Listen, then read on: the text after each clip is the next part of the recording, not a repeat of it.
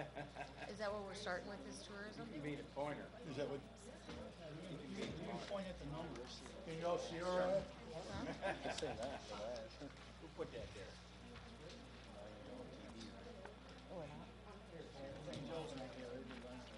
Where's he at? Work sessions was not.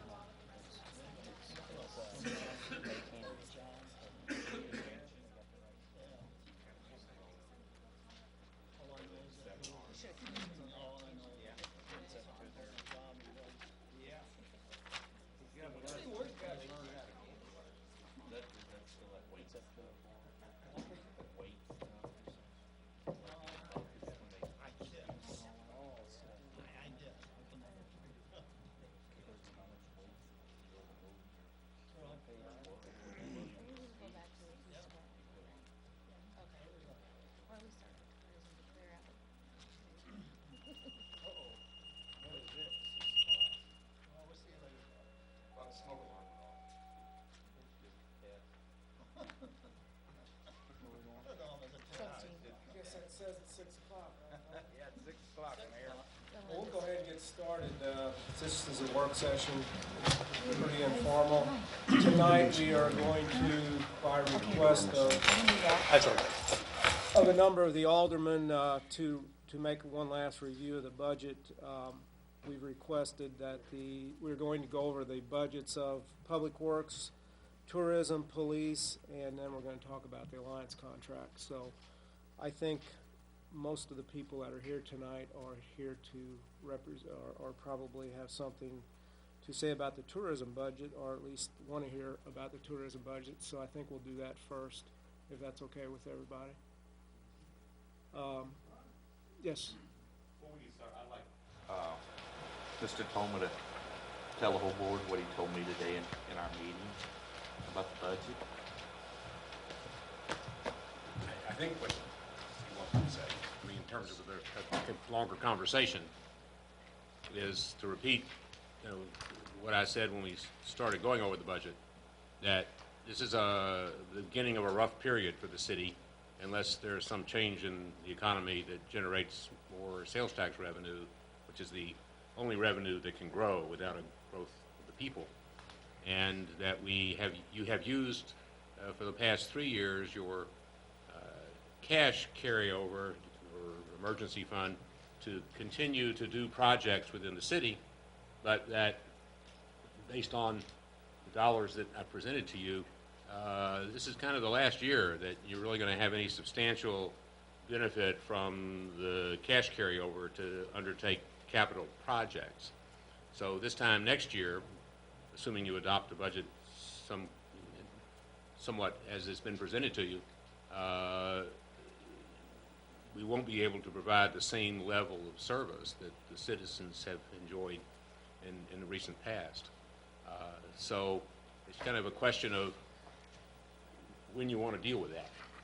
Is that the point you wanted me to make? Right, yeah. Exactly, to where it's just, so they know it's either we got to start doing some cutting sometime or raise taxes. Or hope that something happens positive in the economy that will generate sales tax revenue.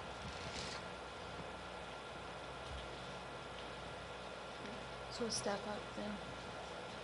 Yeah, Steph, if you would, I'm not sure what questions anybody has. If it's all right, I'd like to thank you for giving me the opportunity to speak. I appreciate everyone who's here in support of tourism. I greatly appreciate their presence.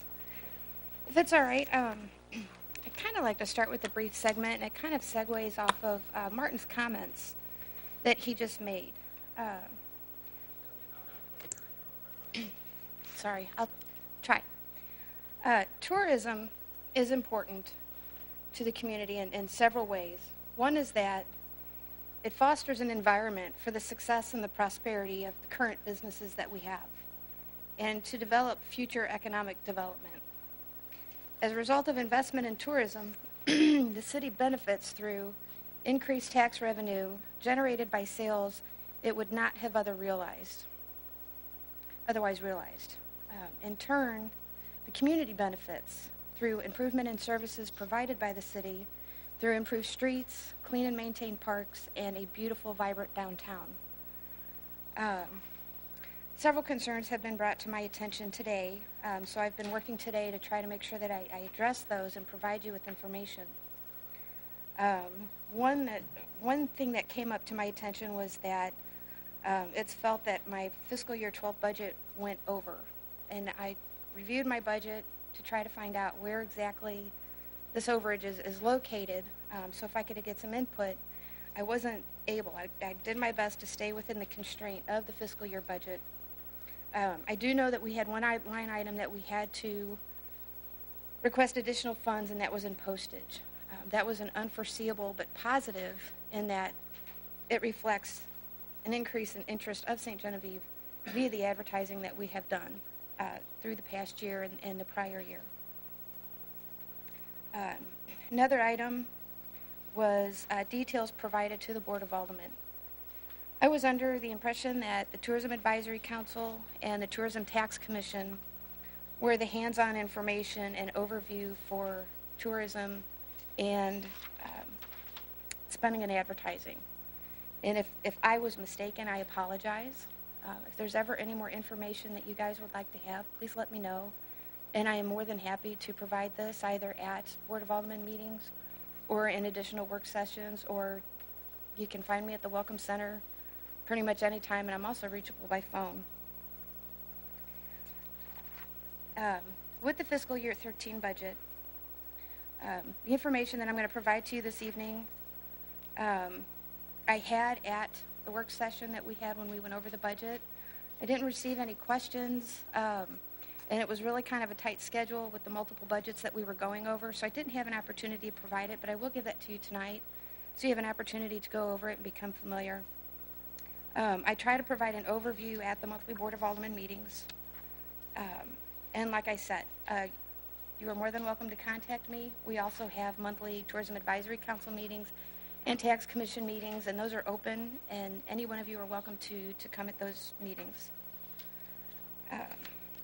One additional aside that I realize is we just don't have the financial resources at this time, and it was cut, but the additional employee that I had requested, I'm going to give you a breakdown of, or the description of that position, so you have the opportunity to look it over and see some of the additional help that I am in desperate need of at the Welcome Center, so that way, should the opportunity arise, or when we go into the fiscal year 14 budget, this will come up again as a request to help, so that I can continue to provide the services to the city as well as to the community as I was hired to do.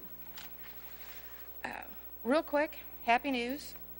As you may remember, we had in the fiscal year, or at the beginning of this year, I apologize, we were chosen as one of the top 10 coolest small towns in America, and that was just published in their magazine as well as online. In addition to the notice that we received from Budget Travel Magazine, it was also picked up by FoxNews.com, their travel site, NBC News National, Channel 12 in Cape had it on their website and ran a segment, as did Channel 5 in St. Louis. This is advertising and promotion that we could never afford to pay for. Just the attention that we received from the budget.com would have been a minimum of $15,000 in an expense that we just don't have available. So this is really important. In addition to that, there were a lot of Twitter feeds, there were a lot of Facebook feeds that were shared through Visit Mo, Cape with their travel promotions, and through other travel partners that we have throughout the area. So this is very exciting, and it was spread. I have a copy of that I'll hand out to you. In addition, I have here Northeastern Group Tour Magazine. It's a magazine I've been working with for quite some time. And with their most recent publication, they did a feature on St. Genevieve, and we are the first in the Missouri section. With this, they provided a PDF that we'll be able to use in any way, as long as we use their cover to show that the promotion was done through them. To have something like this done, we're looking at about a $20,000 investment, and it didn't cost us a dime. So these are things that I do in addition to advertising and the meetings and the promotions and the phone calls and the traveling, and it pays off. But a lot of these, at some point in time, they're going to want investment. When I go to talk to people about our publications about having editorial, first thing they look at to see is if we're an advertiser and if we're a consistent advertiser. It's unfortunate, but that's just kind of the manner of the business. I've also included here some magazines that reflect some of the advertisements that we've done throughout the past year. I have them paper clipped, so it'll be easier for you to kind of take a look at and review quickly. I will need the magazines back, though. They're my only copies, and most I need for reimbursement for the co-op.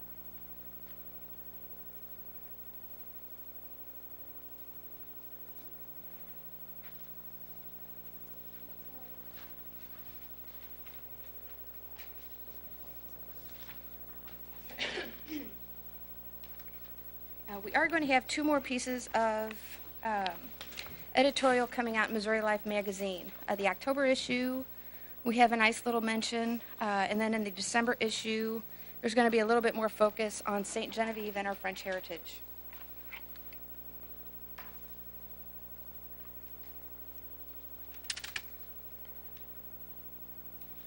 The next item I'm going to give to you, there's 2 parts to it. The first is information that I have pulled from the state of Missouri's public information reports regarding tax revenues that were generated. Now, the specific tax revenues that have been chosen are the 17 SIC codes that the state uses as a part of their funding formula for tourism. This has been around for quite some time and is actually used as a national model for other states to use to show their promotion and the positive effects of tourism in their communities. The second part goes into a little bit more of a breakdown since fiscal year 12 tax revenues have not all been sent in. I have a breakdown of each quarter according to the fiscal year. Then there's also a little bit more detail in here. And this is all information that I provided to you at the budget or the Board of Aldermen meetings. Bob Mueller was kind enough to take this information and put them into reports with a chart that kind of shows the trends that we've had over the past year. So thank you to Bob Mueller for getting that part of it done for me. Stephanie, can we get a, this rough turnout, which, the names of these magazines to us? Absolutely. For Thursday night meeting? I will be out of town this week. I leave Tuesday. I will be coming back, racing back Thursday. Whenever you can. So yeah, I will get them to you. And Steph, can you explain, tell us why, on printing in 2011 it was high, in 2012 it was low, and then again in 2013 you want to bring it back up high? Yes, in fiscal year 11, at the end of the year, we printed visitor guides, and those managed to last us through fiscal year 12, but we're getting to a point where we need to reprint those again, and so they're back into the budget for printing in fiscal year 13. This next piece I'm going to hand out, these are every month at the Board of Aldermen meetings, I show about at the bottom information about the website that shows total number of visits, unique visitors, average time spent on the page. This report provides a review looking at the trend over the past several years since the website went live, to kind of give you an idea of the success of the advertising and then the success that we're seeing as a result of the work that we've been doing, both through the tourism and with the events and with all of our wonderful merchants that we have in the downtown.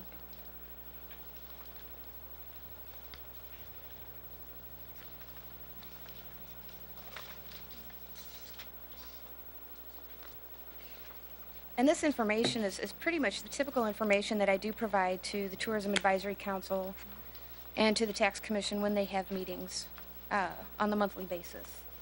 So they do receive this level of detail. And then this last one is just the job description of the person that I was hoping to hire this year, hopefully next year.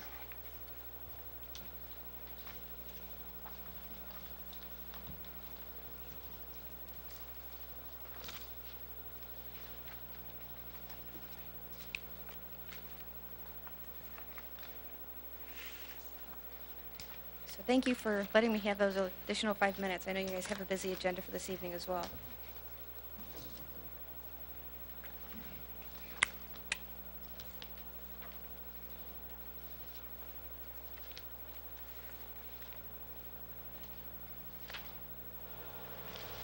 I was wondering if we could hear somebody from the tourism board, how they feel about it.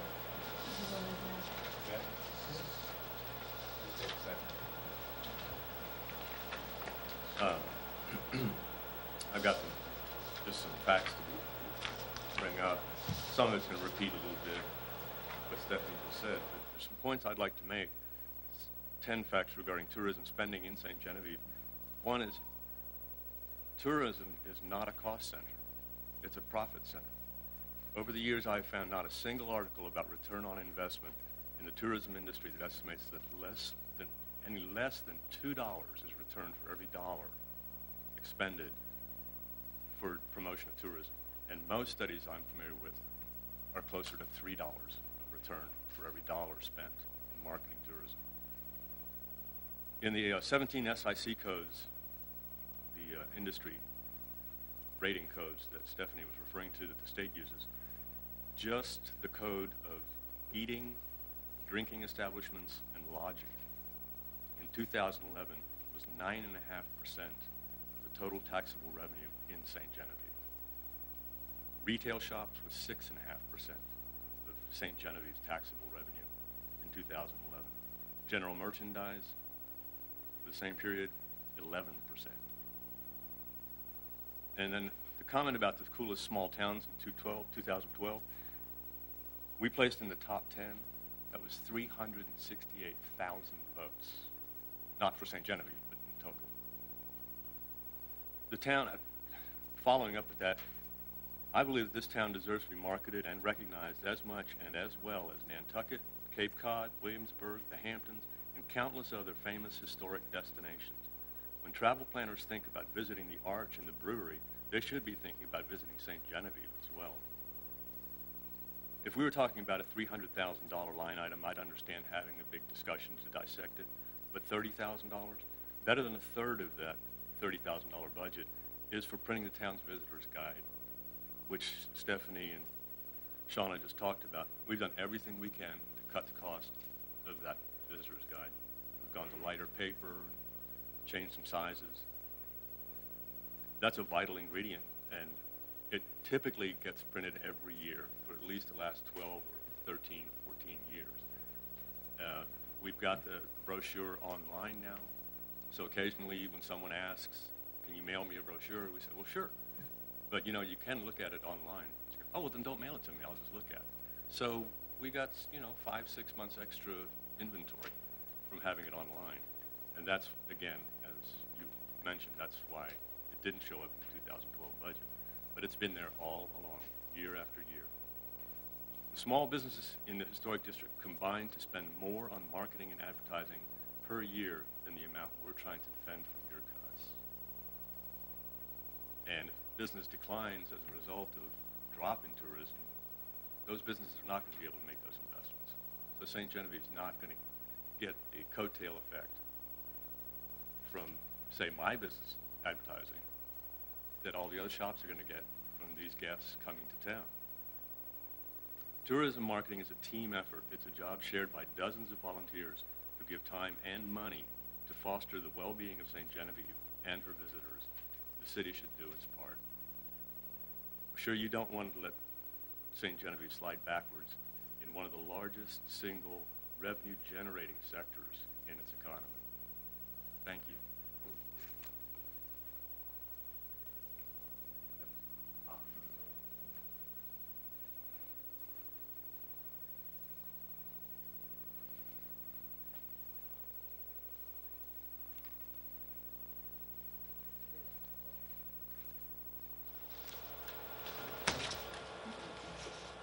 Years ago, didn't they have use some volunteers at the Welcome Center? I'm going back maybe 6, 7, 8 years ago. That was well before my time. I know that it was held under a much different scenario.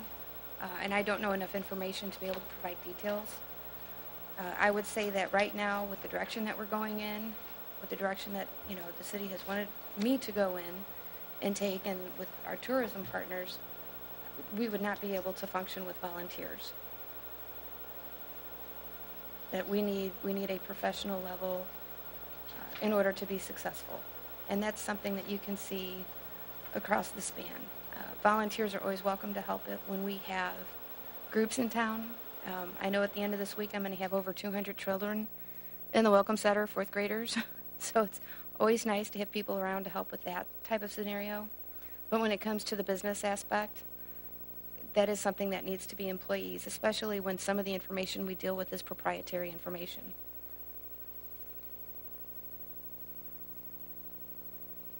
The only other questions, I'm gonna ask them all, I'm gonna single you out. Oh, no, that's fine. If we need to cut, what should we cut?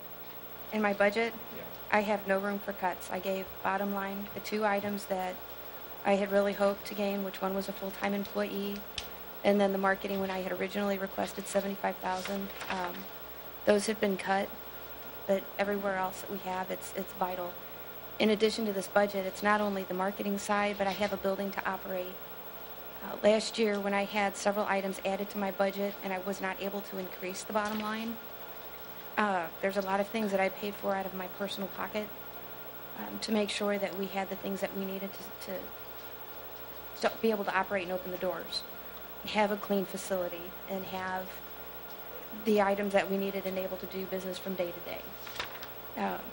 When I look to see how much I spent over the past year, in addition to any personal expenses I have, in regard to having gowns made so that I can have, being in the period clothing at the event, it kind of adds to it. It was quite a bit of money. And my only last question, and then I'm done.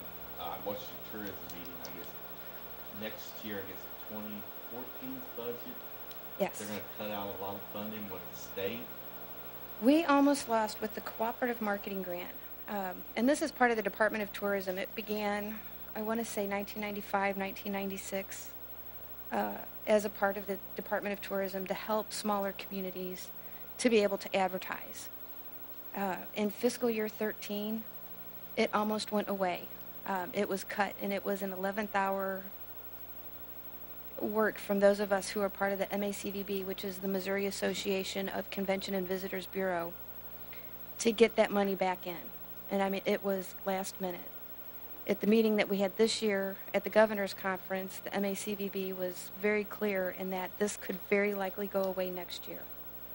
And so that's not going to hurt the state so much as it's going to hurt us smaller communities who have grown dependent upon that $25,000 or more match, depending upon your certification level.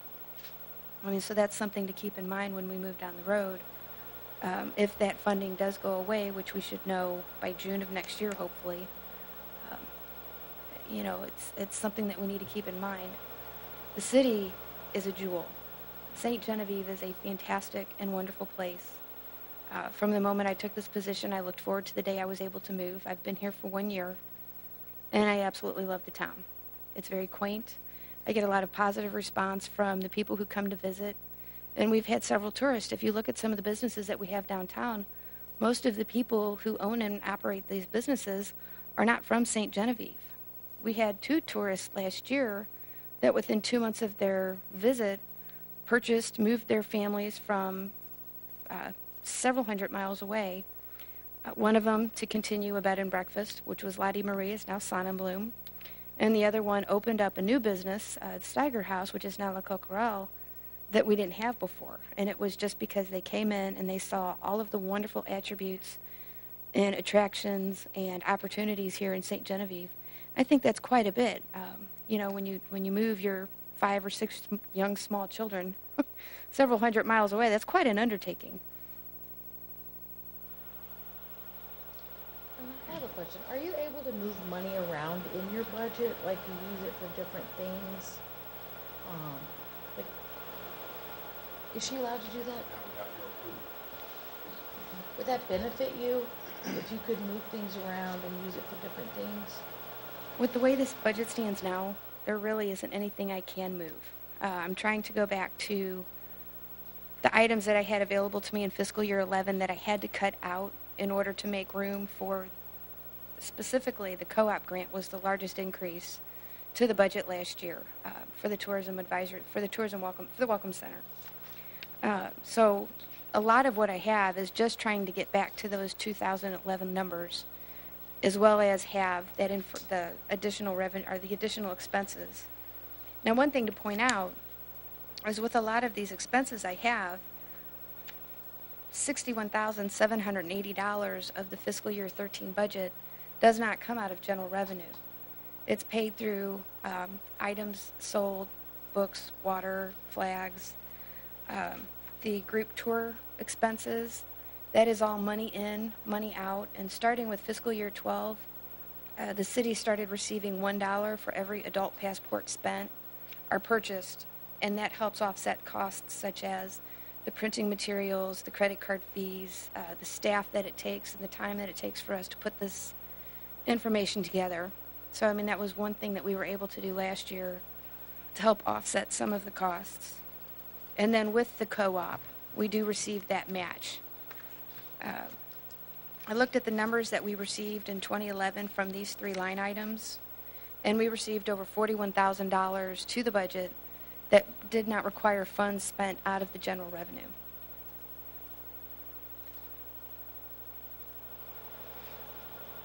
Stephanie, Yes.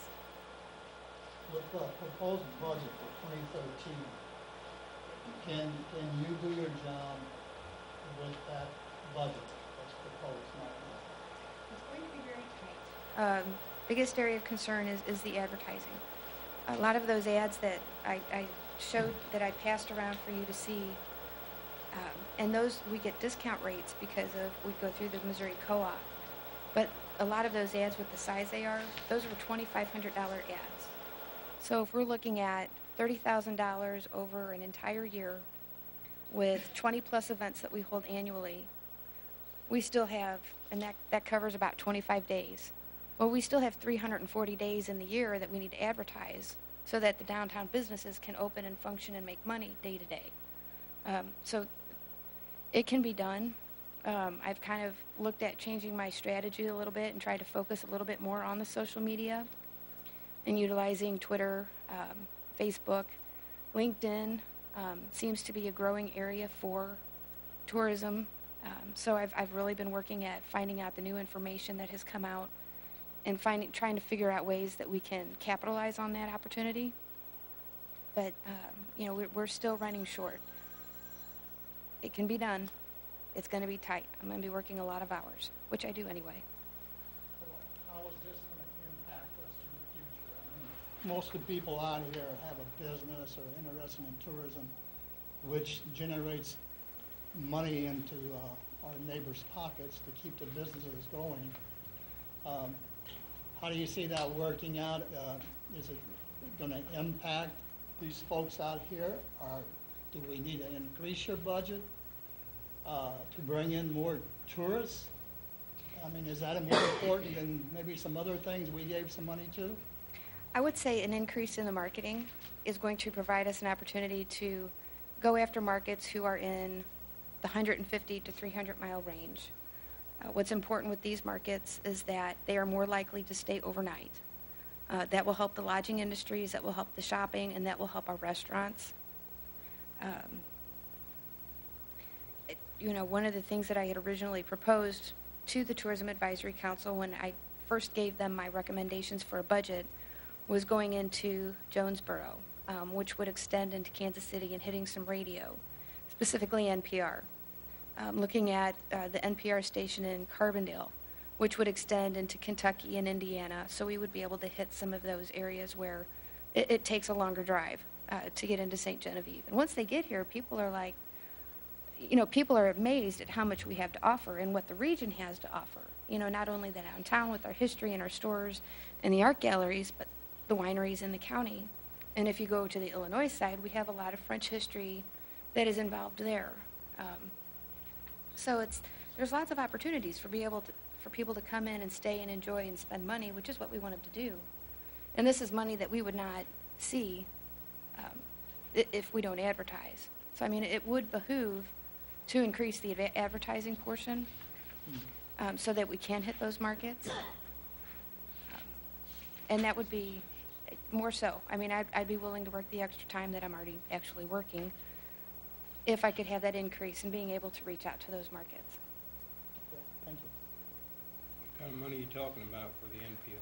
It's National Public Radio, right? Yes, that it what is. That's National Public Radio. It is our demographic. This is definitely the group that we're looking for, not only financially and with the socioeconomic, but they have an interest in the cultural heritage destinations. The Jonesboro, we came up with, worked with the station manager and came up with a sponsorship of about $3,000 that would cover 6 months. Carbondale, I think that one ran about $3,500. And then the other station that I looked at is escaping me. I want to say it was Cape. And we were looking at approximately a $3,000. And for Cape, it ran a little bit of shorter of a time period. When the closer you get to the larger communities, especially like those in St. Louis, they're wanting 10 grand, which is obviously well outside of our means. You know, in addition to hitting the radio, you want to have some print advertising. So there were opportunities to hit some of the print publications that were in Jonesboro and then in southern Illinois, in Kentucky. So it was a coordinated effort to really focus in on those areas. And the state of Missouri actually is recommending those areas as hot spots. St. Louis specifically has been heavily hitting the Memphis market with advertising. I think this is a great way for us to dovetail upon that and maybe bring in, as you're coming to St. Louis, you know, they come straight up 55. They've got to pass us. You know, here's just one opportunity that we could try to capitalize on.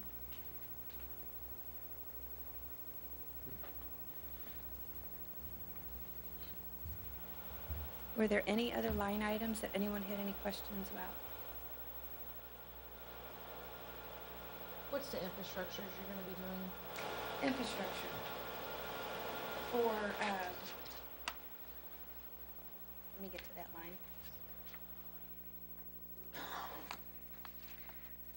So specifically, building improvements. Last year, I had to replace one of our air conditioners. When the gentleman reviewed the other 2 air conditioners, there's 3 air conditioners to the building. And they're all the 3 original air conditioners when the building was built in 1987. One had completely died and had to be replaced. The gentleman at that time was able to repair another one with the warning that it's not going to make it much longer. I'm actually surprised it made it through the summer that we had this year. And the other one, you know, it looks like we'll get a little bit more time out of it. The importance with air conditioning in the building is the artwork that we have, both the original missile horns that we own and the artwork that's on loan to us from the St. Genevieve Women's Club from the Art Colony. You have to maintain a very specific temperature and humidity control to protect that artwork. Plus the building is a lot of wood, just the wood floor alone. So just being able to maintain a constant, it's going to increase the, you know, the length. The other thing that I had under the building improvements was the roof on the east side of the building. Since the day I started, the shingles are falling off. I had Jimmy Jones, Dave Pinkley, and Martin take a look at that. And it's on a section where it's flat. And it's not really a roof, it's more of a wall, and it should have been sided. I guess my time is up. I don't know. It's not me.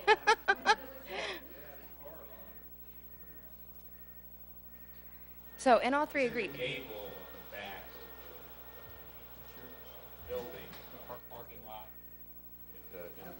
They sided the gable with, it looks like fiberglass shingles, and they're designed, as you know, to seal from heat. The tabs seal down, but they can't seal because it's hanging vertically. So we need to take that off and put some siding in. And then the other items that I have slated for the building is 2 years ago, it was budgeted to stain the southern and west walls of the Welcome Center. This year, we were supposed to stain the north and east walls. We weren't able to do that, so I do have that in the budget so that way we can protect the building. The other items that we have, the light fixtures inside the Welcome Center are starting to malfunction. We currently have a track lighting with halogen lamps. The bulbs are very expensive. They burn out quickly, and it's kind of becoming a safety issue. The building is very dark, especially when we're open for the art walk in the evening or when we have storms going through. It's very difficult to see in the building.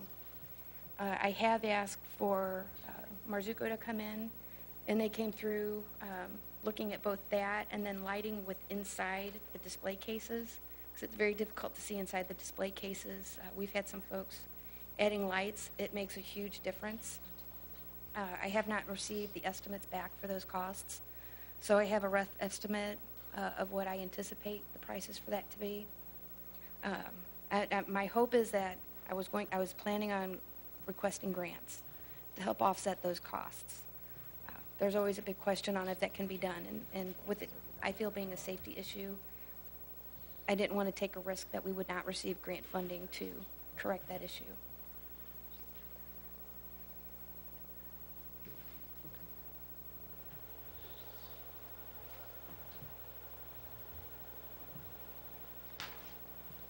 I think it was a question back, yes, Joe? Maybe address the group? Sure.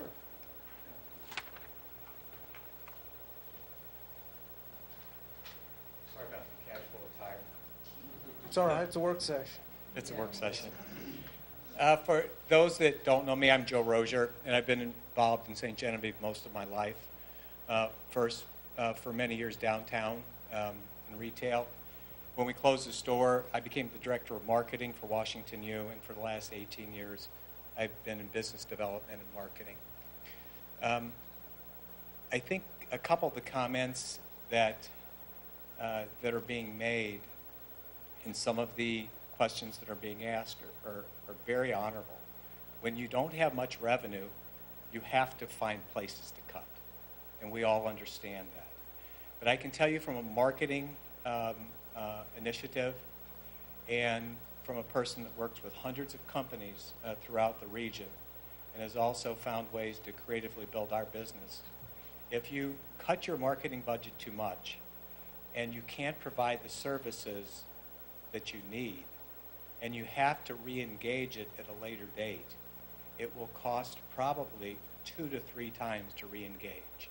Once you lose any sort of traction and you lose the momentum that you have gained over a period of time, it will cost you,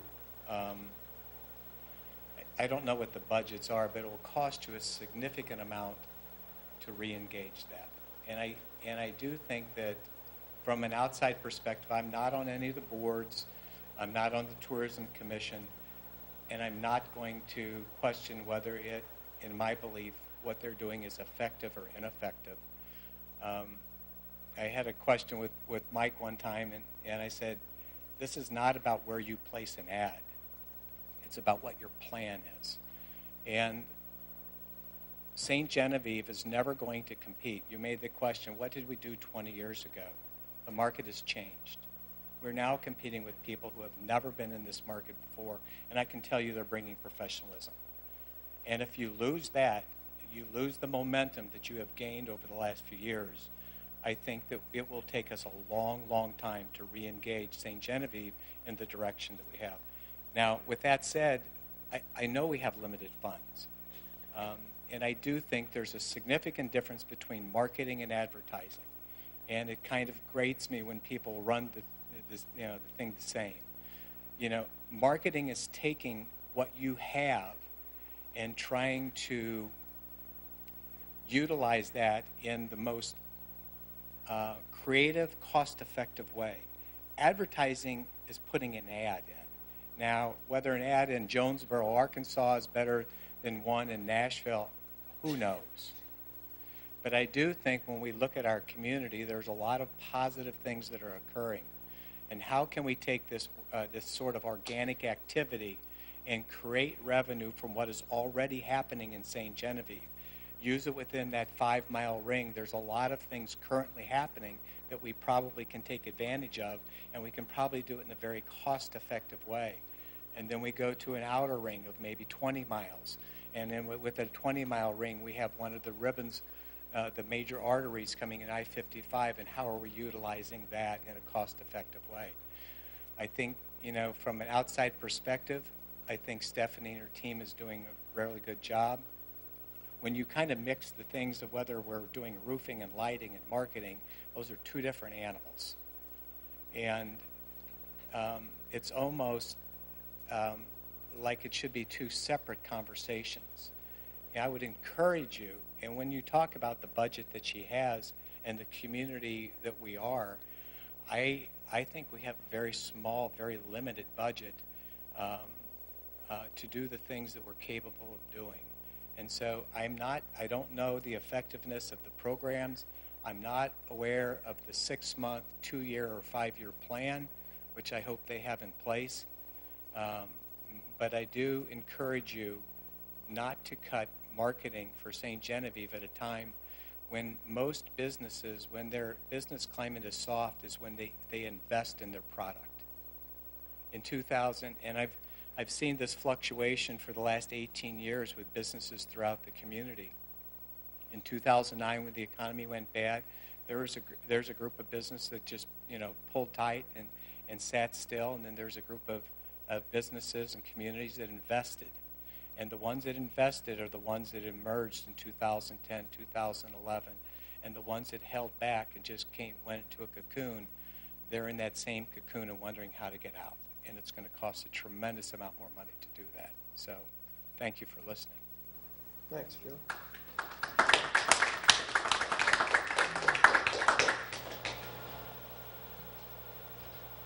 Any other questions? Okay, thank you. Anybody's more than welcome to hang around. I don't know if you guys want to talk about your thoughts on the tourism budget.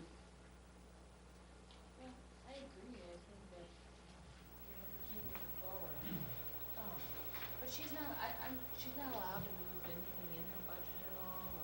Well, it's I know she's got a limited budget, but like if she had 5,000. you approve a left budget over- and you approve the line items and the level of expenditure per line item. And technically, no, we the staff do not have the liberty to just arbitrarily change what you have approved. But she Now, can come to us. and yeah, it's a say- matter. It's a simple matter, and it doesn't require 2 readings. I mean, it's just to come in and say, I was going to spend this for infrastructure improvement, but somebody fixed that for me. Now can I spend it for marketing?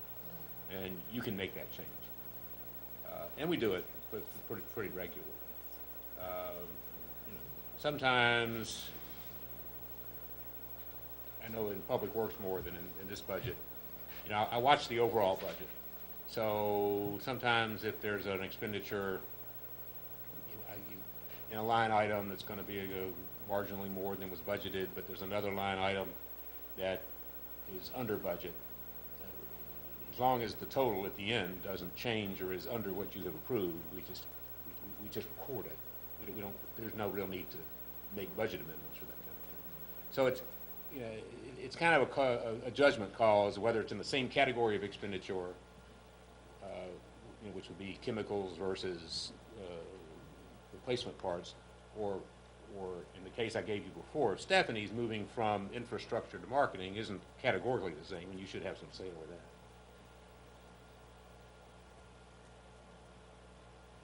Based on our budget, as far as our surplus, and is there any way possible that we could align some more money over to tourism for advertising? Marketing and advertising. You've got the budget you have. This is the point that Alderman Stupi was making earlier. Spends all of what your anticipated revenue, save $40,000 or money that would come from cashing in your interest-bearing investments. You could spend that $40,000. Now, things may happen between now and, you know, we're making certain assumptions about our revenues and to some degree our expenditures. And we're not going to really know those things until a month from now. And so there might be, because, you know, our casualty and liability insurance wasn't the 12% increase we projected. There may be funds that could be used for any purpose, including marketing. But as we stand right now, we're trying to deal with the most conservative, some would say depressing, evaluation of our revenues and match our expenditures to that. But, you know, I don't want to say our assumptions are all going to be correct, and I'm hoping some of our assumptions will be incorrect in a positive manner. And then that will be brought to your attention, and you can choose to put that money aside, save it for the unanticipated eventualities, or spend it. That's your call. And you can spend it for marketing. You know, at some point for Stephanie, you know, you need to make those decisions sooner rather than later, because she's working on a timeline that is way ahead of the time you make a decision to give her a budget. How much would it cost to have another employee for the, do we even have any other employees who are within or around the city? You want specific qualification employee? I do. You know, I'm looking for, or I'm needing, you know, someone to help with the groups that we have coming in. We're really trying to focus and go after the bus groups. Easily bring in the most amount of revenue generated. They come in and they shop and they eat. So that's the quickest way to bring in to revenue. Unfortunately, most of those guys are planning their calendars out a year in advance. So absolute best case scenario, we're looking at spring of next year before we can bring any groups in. Someone who can help focus in on the events. Working with the event committees, very happy to do as much as I possibly can, but there are only so many hours in the day, and it's pretty labor intensive to go through and get, you know, any type of press release and information, selling out stories, hitting the social media, making sure that we have all of the information on the calendars. You know, these are a lot of things that if I had off my desk would free me up to be able to go after, you know, additional avenues. One thing that was really encouraged at the conference, the governor's conference, was to look to your neighboring communities to see if maybe there's ways that you can tie together, because everyone is having, you know, everybody is in a very tight crunch. And I have good relationships with people in Randolph County and in Farmington and north and south of us through several different organizations. So there are some opportunities there. You know, but it takes a lot of time and effort and energy to do that. And I'm kind of stuck in my office at this point and haven't been able to capitalize on those opportunities as much as I would like to. You know, the data entry side of it is obviously always a big help. You know, when I staff the Welcome Center on my own, I can see exactly how busy my front staff is.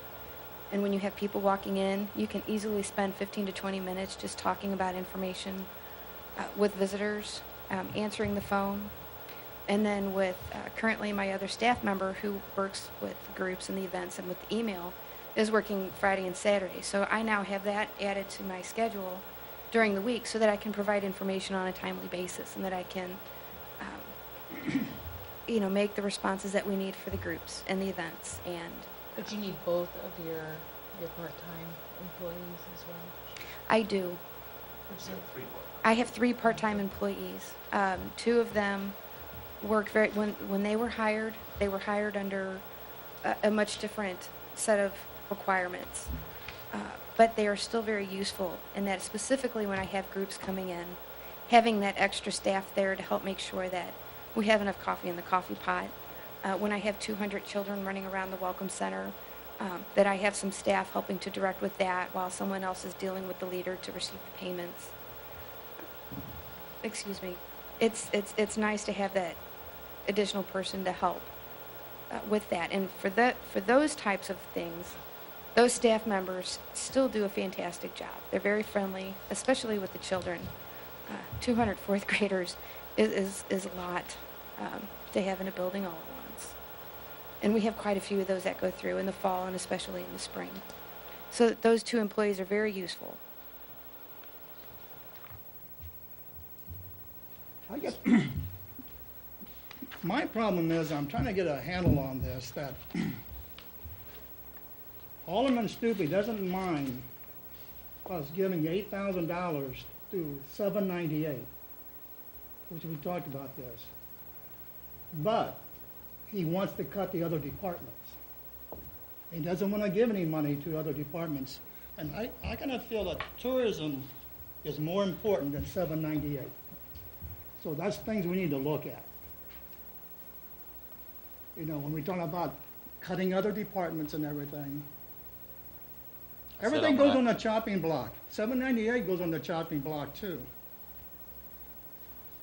I said I'm gonna ask every department, if you listened to me in the beginning. I did.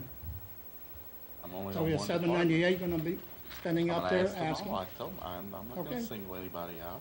I'm gonna ask them all. Yeah, but just you to asked see. the question after you get the $8,000. I went home and studied this budget. The more I Mhm. study it, like I said, it just, I don't know, like I said, we can pass it the way it is and increase taxes next year. The same people's gonna gripe about raising taxes trying to. I don't have a simple solution to it other than we can't continue the way we're going. Well, I'll say it again, that you don't, it doesn't mind you at all that you give $8,000 more to 798. Well, how much more do we give to tourism this year? I think it's the same budget, isn't it? Plus. They didn't get an increase. But you want them to cut more. Like I said, I'm just asking if need be.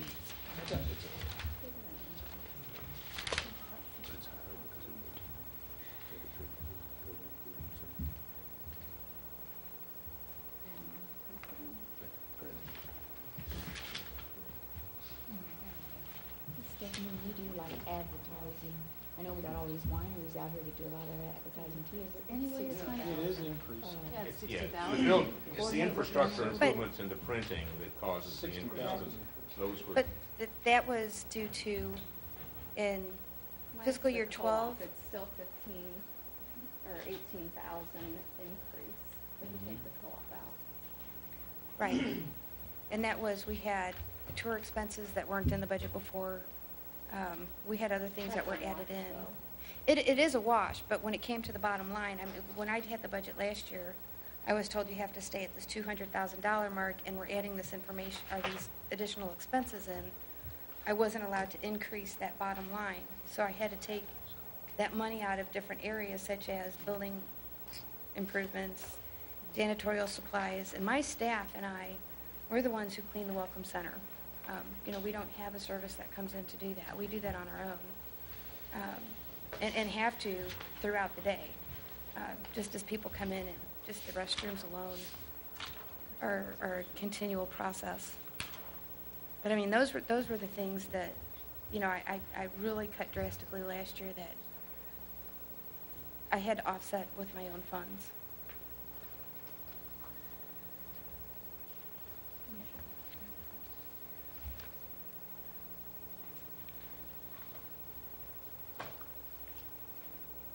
Stephanie, with this budget, where do you see us next year as St. Genevieve?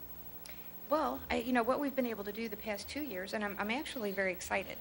I've been here 2.5 So years. you can work with this budget. It's possible. I think it's greatly restricting our opportunities. And when you have an opportunity to look through some of the information I gave,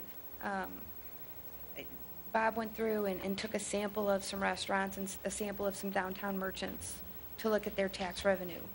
And for the downtown merchants, and I don't know which ones were chosen and which ones weren't, they're showing a 17% increase over last year, and that's sales tax revenue. That's additional money that we would not have had. Can we work with this? Yes. Are we limiting ourselves? Absolutely.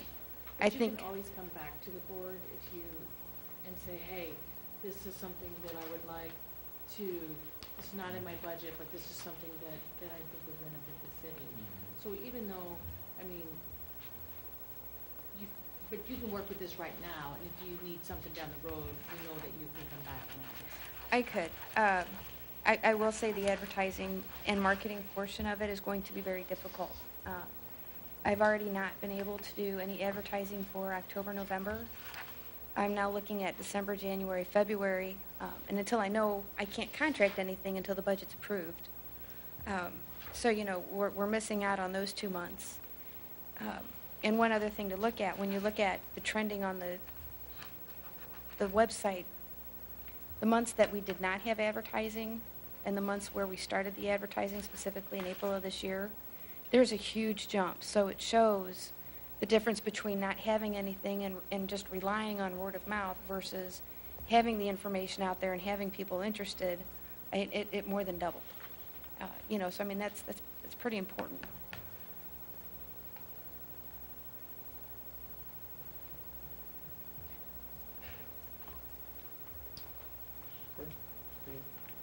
Other comments? Okay, thank you. Thank you.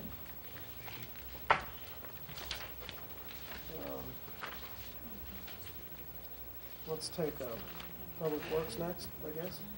Dave?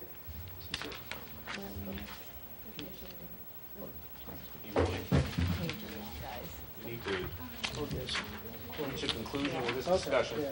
so Sue will know what to do with the budget for the first vote next Thursday. This Thursday. We need to decide if we're gonna leave it the same. You want to leave it the same? You want to leave it the same? You want to? Are we leaving Twenty it twenty-one. the same? Yeah, I think so. Tourism is going to be the same. Unless we can come up with some money someplace Well, else, I like it'd to be nice think to that do she it. can always come back if she It's says. too late. Well, She can always come back. No. She You can- can amend your budget any time of the year. We can amend it. She advertises months in advance.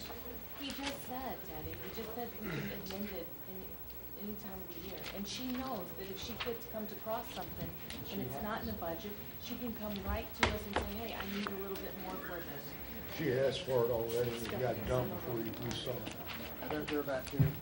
Stay. But I think she did a really great, she did really good. She was presenting stuff. Live by our means. All right. Well, the Tourism Advisory Council sees this now at their request on a quarterly basis. We could provide you with the same report that they see.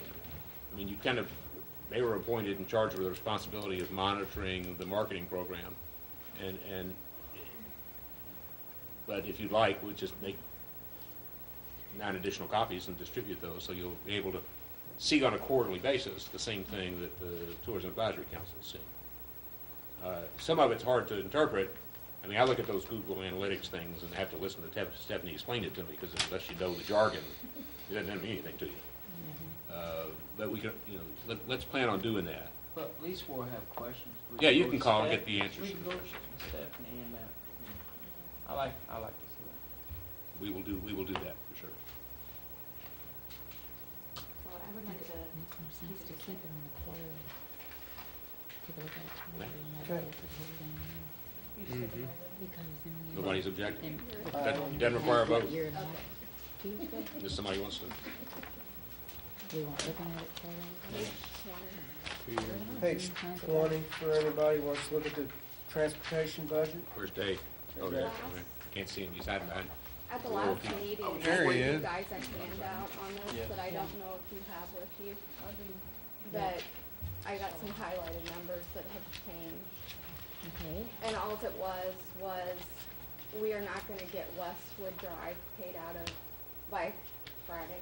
So we added the Westwood money. back in? Yeah, the money. It carries over Carry into over the payment. cash, and then the infrastructure line item reflects it as well. Okay, got it. These extras, are they all together? So while we're here, I need to tell you that they started removing the pavement and found some really bad subgrade. I mean, like pumping mud. So replacing that subgrade was not in the original cost estimate. On the other side, under the kind of the cul-de-sac area, is some base that they had put down a few years ago that we had planned on replacing. That pavement will be removed tomorrow probably, and the engineer's coming down to evaluate it. And we may be able to offset the extra here with what we're gonna save there. I just won't know the degree of it. It may end up being a little extra because there's a lot of material that needed to be removed. Oh, yeah. Yeah, you got it. We got it last time. Yes. What is that? It's the one we got last meeting. Did you get one? Mhm. Do you want one? She said You got it. an needs extra it? one? Yeah, give here, we need an extra one. Oop, Yeah. him Put one. that in. just one? What's Two? all? What's just- Yeah. It's all together.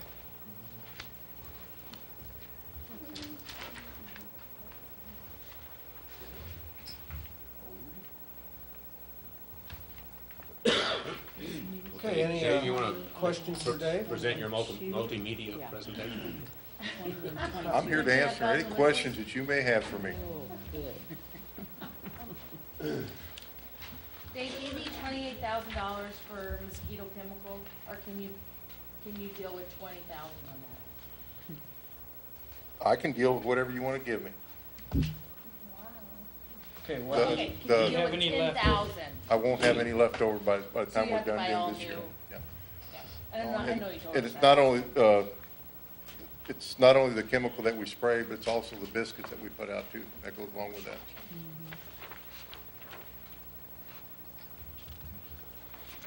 Is there any cuts you can make? Because I'm asking everybody. The only cut that I could possibly make is mosquitoes.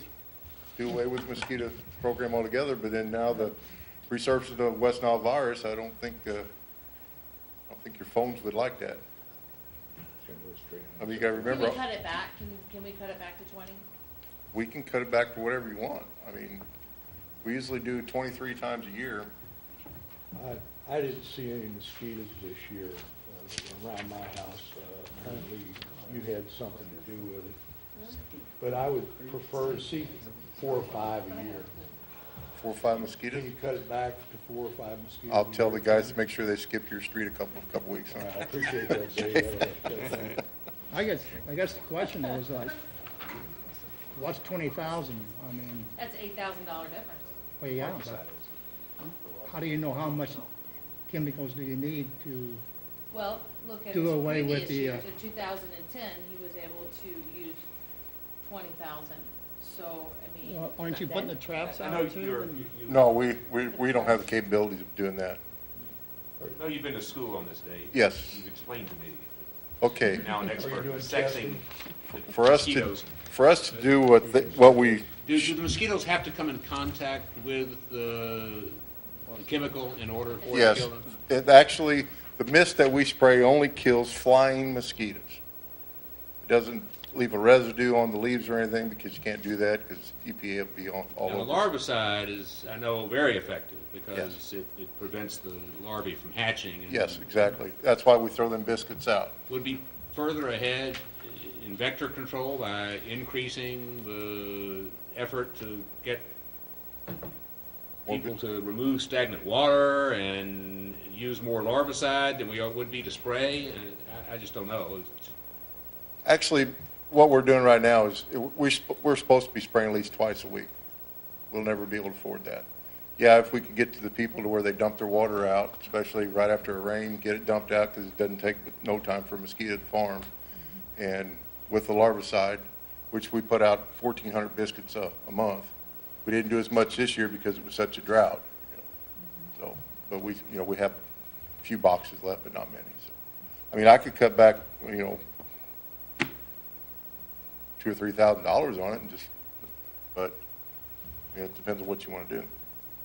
What do you feel comfortable cutting that? Well, I could cut back $3,000.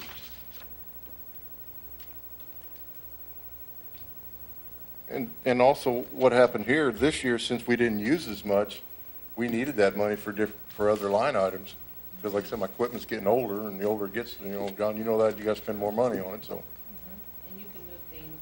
yeah. Yeah, he does. He And comes then- in, if he didn't use all his budget for the mosquito spray, and then he comes in and says, I've got X number of dollars left, I need this, and we make a. And also, you have to remember that, it cost us almost 5,000 this year, instead of, the 2,800 to have the brush site hauled away. So, that's gonna be an every year thing. And backhoe tires, they went up, so, and I need them every year. So, I mean, you can take that 3,000 out, but I'm gonna need it, I'm gonna come back and ask you for it again, so. You never know, you never know what kind of year you're gonna have. You never know. Okay, I have a question for you. Nice to manage your budget. Big question.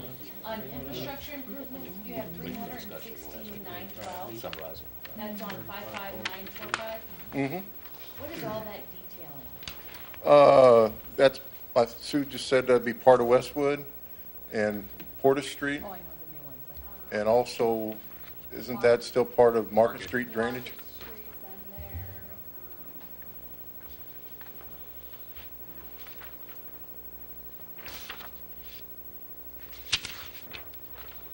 Do you ever have any left over out of that? Usually not. Well, we have market budgeted, for instance, based on an engineer's estimate. When we get the actual bids, it could come in under that. If it goes over that, we don't do the project, or we have to come back and get further authorization from you to proceed. But, again, the engineer based that estimate on a recently bid project and has a high level of confidence in the accuracy of the figures. I'm not sure I have that same level of confidence, and I'm hoping it'll be lower than what we budgeted. Now, is there a dump truck somewhere? Is that in the water department? In the water department, yes. And you're gonna share that with them? Not that I know of. It's a sewer and water. Well, Sure. except, If- I think as a matter, City's property? Would that be city's property? it's the city's property, and they do as needed, they use the backhoe, we use the dump truck, it's not, so it's on an as-needed basis. If it's sitting idle, it's available for any city department to use. But the thing is, with they're probably not gonna be equipped with the hydraulics and stuff. No, their Like I said, dump truck, It's just the gonna be a Parks regular. Department is more Yeah. likely to use it Yeah. than Public Works, it's just not gonna be big enough to do the kinds of hauling they need to do. Could they use one of your dump trucks so that you could get a newer dump truck? That'd be fine with me, because I just put the brakes on the old one I wanted to get rid of, so. New use. Well, yeah. I'm happy with 2003. I think it's a size issue here. To do the work they do, taking one of Dave's dump trucks normally would be overkill. You'd be spending more in fuel, and, it's. And if they get that mini excavator, it might not reach in the, bed of that Yeah, truck me too, too. so they probably need a smaller truck. And Terry's here, we're gonna talk to him.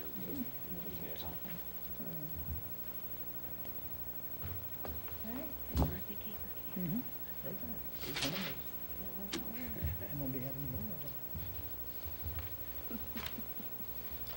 So, Anything Absolutely. else for Dave? No, I didn't know that he, was able to use what he had left over in his budget. What was it, that one year he had leftover chemical, cause he. didn't have any snow. So then it got. So we used that somewhere else. But he doesn't do that without your consent. Yeah, we hear we about go it. back and talk about this. Except for some Yeah, minor we're just- things that, Which from the sound of it, he'll probably be like, oh, hey, I got a little skimmy here. I try to work within the budget every year. and I want to make a comment, because this has been brought up before, and I've worked in government in many years around it.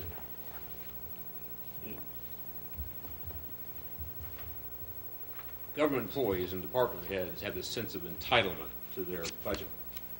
It's my money. And you, the elected officials, or any other county commissioner, or board of aldermen, council members, have authorized the use of those funds. While you and I have a responsibility to exercise our discretion and create as many efficiencies as possible, the tendency for the department heads is to spend all of their money. And sometimes when you get to the end of the year, they go, oh my goodness, I haven't spent all my money yet, and they just start buying stuff. Our department heads have not demonstrated that to me in the two budgets that I've been through, and that is to their credit. They don't need it, they don't buy it. Now the problem is, and this is the problem with, I think, Sean, I don't want to point to you, but the problem that they experience then is the decision makers say, well, you didn't spend that money last year, so now it's out of your budget. Well, that's kind of penalizing them for using their best judgment and saving money when they can. So we need to be cautious not to fall into that, because they don't go on a buying spree in September. Again, I I would have never seen. say that. You know, this is new for me. I've Well, never- yeah, I understand that. You know, I just see it as a penny to penny. Oh, yeah. But then when Martin says that, it makes sense, because you guys really don't go over and above, and you say, hey, I got this left over. I don't buy what I want, I buy what I need. Yeah, but Because if I want a lot, but I If ain't you getting it. if you've started to experience declining budgets based on the fact that you saved money, you're going to stop saving. That's right. I mean, there was a lot of line items that I actually did go over this year, but the overall budget didn't go over, so. Because like our signs, I mean, that's something there that, which I'm going Wednesday to a meeting on that retroreflectivity stuff. You know, we're going to be needing some money, because everything I've been reading, everything been told to me that we do have to do that They by. just put it off through to 2014. That was the decision that I understood. Yeah, well, it's 2015, I think, for all regulatory signs, and 2018 for all the street name signs. So we got 674 signs in town. But, you know, the ultimate question then is, or what? And we'll deal with that later. Yeah. They're going to take all our federal funds away from us. But then we're going to have to hire some older people to I figured. check them out, you know. I hate to point this out, but I qualify. as the I test- probably will by the time we pay this off. I am. I'm already over 60. Anybody over 60, put them in a car and see how far away they are before they can read the sign. That's the test I told you to use. Well, he's serious. They either buy this $100,000 piece of equipment, or you hire some older people to drive around town and look at the signs. Anything else for Dave? No, but I think we should pat them on the back for not just going out and buying things and Well, spending all your budget. thank you. We appreciate that, or I know we all Thank do. you, appreciate it. We do. Y'all have a good evening. So what about the 3,000? Yeah, Leave it? Leave it there. leave it. He won't abuse that privilege. No. He never does. Okay, Eric, let's talk about the police.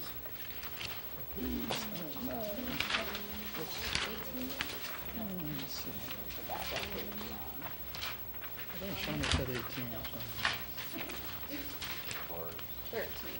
13.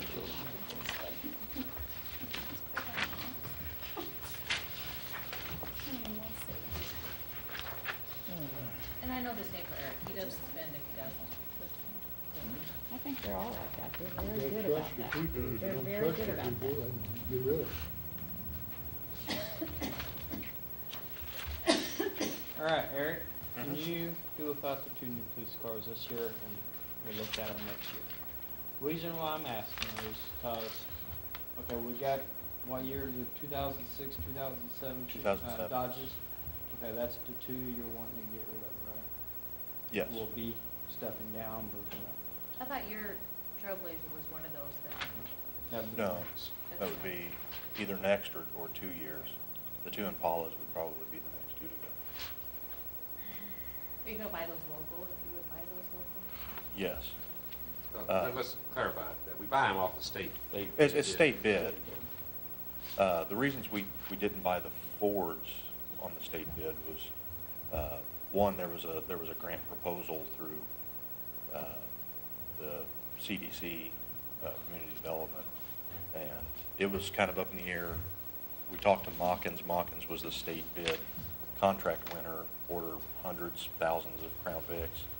And so there wouldn't be an issue if we had ordered the cars and weren't able to get them. They would be able to move them to other agencies. And the local Ford dealership didn't have the state bid paperwork and kind of implied that it was not really worth their effort to apply for that with the red tape, that it was easier to go through Moffett. But we have contacted Barley's as far as ordering the Chevys that we'd be looking at this year. Okay. The two Dodges, what's the mileage on the ones that you're thinking about? One is 70,000, mid 70,000s, and one is probably right at 70,000. Could you do about two units? Make them one? There again, I mean, we'll make anything work that you guys afford us. This was again just an opportunity to facilitate the board's request to continue the two-car replacement per year. And you know, my understanding was that was a reasonable request based on their suggestion. So. They're saying to replace them 4 instead of 2. How many years ago was that put into effect? I started in 2008. I came into an approved budget. I started October 3rd, and the budget had already been in place. So in 2009, we replaced 2, and we've replaced 2 since 2009. So 3 years. Okay, so we've been doing this for 3 years now. So we'll have 2 additional years. You know, 2 each year replacement.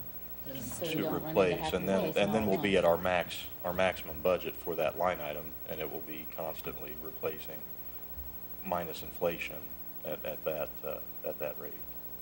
And like the chief said before, is that the reason they went into that was to get some resale out of the vehicle at the end where it doesn't have all the high miles on it. And I think replacing that the we've fleet with a newer fleet. I think that we have seen a significant improvement in the maintenance line items as far as the maintenance that we're having to put in, as opposed to trying to keep an older fleet up and running.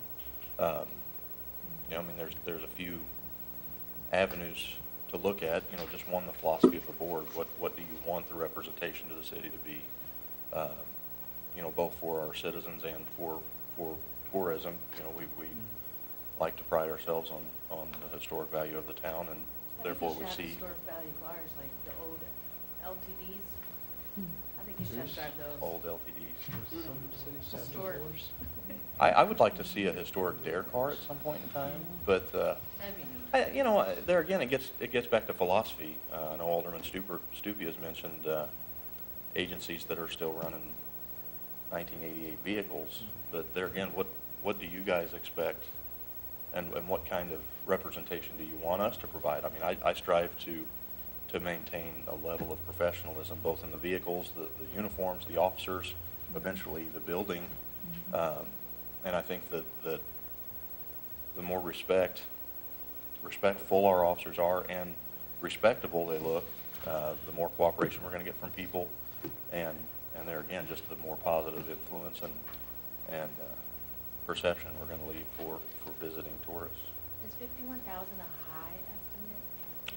What that price reflects is the lease agreements that we've already committed to, both in 2009, 2010, and 2011, and then the proposed lease agreement for 2012, 13, and then, as I stated, one more year, I believe, will be at the peak amount for that lease payment. That will be 5 lease payments. We have 10 vehicles and a 2-car replacement. That will be, again, minus inflation, the highest that line item will get, and then we'll be on an ever-continuing rotation. Right now, we're still stepping up to that. And again, the flip side is buying the cars outright, which we'd be looking at about $50,000 just for the 2 cars per year. But it's getting that money on the front end that's a little bit more difficult sometimes. That would be increasing this budget, the $50,000, as opposed to the 16 or 17,000. We lease those cars, yes. But it's not a conventional lease. It is essentially a lease-to-own program. We just paid off the 2007 lease, which was the first year we entered into that. At the completion of that, once it's paid down, there are cars. We own the cars. It's just basically a loan that we can't consider a loan because the city can't incur any long-term indebtedness. I don't think you were supposed to say that. Well, I mean, our city attorney has looked at it. No, I'm It's kidding. legal the way it's worded. It's just, Reason we why can't. I asked that, Eric, is because, I have, I don't know anybody else, but my phone's been ringing off the hook, emails off the hook. And they say, okay, we don't have no good streets, but they're wanting 2 new police cars, and they just got 2 on the street. Are those emails public record? Yeah, I mean, yeah, I can print them off. I've Phone not calls. received any concerns I on have that. phone calls I haven't and- received anything on and this, So it's just, so they like Yeah. you. I have a lot of emails. Really? Of course, you told them that. But did Have they they looked at the realize roads we're on a lately? I we're mean, on we've a been fixing rotating roads, we got roads. Well, and We're working on roads. They We're on a keep rotating saying that. basis, and if, I don't wanna end up, look at this, I don't wanna end up back here in 2010 with that number. And then put the equipment on, Yes. so that's just flat. It is, except that there is vehicle-specific equipment, as far as the console and the vehicle, things like that we would need to purchase. The original idea was to use the resale of the 2 vehicles, this would be the first year that we'd have any real resale value in the cars that we'd be getting rid of. Typically, we have to haul them off almost. So really, that's why it's the resale that's in the car, and the next year the resale is not gonna be there. Well, I mean, there will still be a resale. There again, I mean, the vehicles are still in good shape. They've been maintained. But yes, every year that we go, it's going to step down a little bit more. I believe there was some talk of maybe rolling over one of the cars again for the building inspector this year, because the Crown Vic that he got last year from us was failing. That's why we got rid of it. So this price was actually figured for the lease, and then we were looking at being able to buy any equipment that we needed for the upfitting from the sale of the vehicles. So we'll have to reevaluate that again should this money be approved. But yes, we do the majority of the work ourselves, and it's very well done and cost effective, I believe. It shows in 2010 that you spent 130,000. That was an auditing issue. Since we had purchased the vehicles that year, they had to show that we incurred all of the debt that year. The actual line item for that, I believe, was at 36,000, Okay. somewhere in there, 46,000. But since we purchased the vehicles that year, it needed to show for auditing purposes the value of those cars in that year. That's not what was actually expended. Aren't them chargers high maintenance? I don't know how to answer that. We got the first year run on those. I know, comparing ours to the sheriff's department hasn't had as many issues. They bought some 2007s also. They bought the V8s. And they haven't had as many maintenance issues as we have. But, I mean, there's a lot of factors in that, both strictly city driving, the fact that ours are V6s, so probably built in a different factory. I know the Chargers, the early run Chargers haven't held up as well as some of the newer, but there again, you're comparing the newer vehicle. But they have made some improvements over the years based on the complaints from the first year run that we bought, or that the department bought prior to my arrival. We've had issues with rotors. The 2007s didn't have vented rotors, so every time we'd stop and heat the brakes up, it was warping the rotors, and we'd have to replace the rotors. We've since invested a little bit more money, got some higher dollar rotors for that, and have been successful with that. The maintenance issues that we're running into the Chargers are front end, a lot of ball joints and just suspension issues with that. And that's the ones that we're looking at now. We'll be looking at investing some money again in some front end work if we retain those. But I mean, there's enough, I believe, left still in this budget to facilitate those repairs if need be. That's my recommendation. If we get new cop cars, we need to sell them and buy an adequate vehicle for the building inspector. Everything's triple on a police package when you do it. And also, I've seen other cities that have had just a small Ranger pickup or a small S10 pickup for the amount of equipment that it has to carry and the ease. But there again, that would be a board decision more so than mine. Now, this $51,000, if we don't do the cars, it's only gonna drop, I say only, it's $16,000, it dropped down to 35. We're committed to 35,000 on For that sure. line. I was looking at that for how it was over the lease expense of almost every year. So there again, I would anticipate if the board is still in agreement with the two-car replacement, another $16,000 bump next year, and then we should be at that operating level from now on until we have enough surplus that we can just start buying the vehicles outright. Okay, which two will you do next year? Probably the two Impalas. We'll have to gauge that by where we're at on maintenance. I'd like to keep the four-wheel drive with the Trailblazer. It's up there in mileage, but it really hasn't caused us very many. And the Explorer's still a 2010, so that'll be, yeah. So that'll still be a few years out. Is it, would you keep less miles on the car if it was for you? I don't typically put as many miles on as a patrol officer does. As I stated prior to this year, I've always had the oldest car with the most mileage. For that reason, I'd rather the more dependable, newer car be out with patrol officers. That changed a little bit with the Explorer just because it's not as suited for patrol work as it would be administrative work, and it also gave an opportunity to have another vehicle that we could conduct different operations in that typically a Crown Victoria or a Charger won't allow or not as conducive for. So the way we've typically handled it in the past is the officer that's due for the car is the one that gets the replacement of the car as opposed to stepping down. To answer Alderman Skaggs' question, should the Trailblazer start causing us a lot of problems, it would probably move up on the priority list. The issues that we've had with the Impalas, there were some transmission issues earlier on that were covered under warranty. That's another reason we're looking at the Chevy. It has the 5-year, 100,000-mile warranty on the powertrain, and with the two-car replacement program, it would still pretty well be under warranty by the time it would be rotated out. So for our purposes, I think it would help tremendously with some maintenance costs. So that's our plan at this point.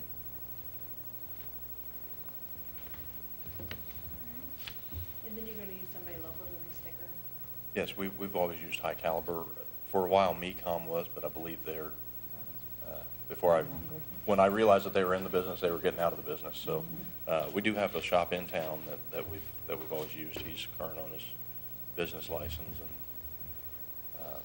certainly willing to bid that if somebody else should come in town. But as much work as we can get done in town and products we can buy in town, we certainly do that. Well, I It's think we have an cost-effective. obligation to ensure that the cost we're paying isn't exorbitant because it's the only business in Right. town. Yeah. So we need to shop. And price. we've shopped Perryville, the other competitor, and Chris LaRose at High Caliber has always been well under You'll always bid on get the that. work. So, and we would. I'm sorry. I was like, is that bulletproof glass on those cars? Yes. Unofficially and officially, no, they're not. Sorry. You don't want to say. I didn't think the wink was visible on We don't TV. even know that. That was Well, everybody price knows. hike, that's why I was asking. It wasn't to be like, The benefit. Shoot at 'em then? The police-rated vehicles are more so the suspension, the transmission, drivetrain are a little bit more beefed up than the typical civilian model. sturdier. Please back.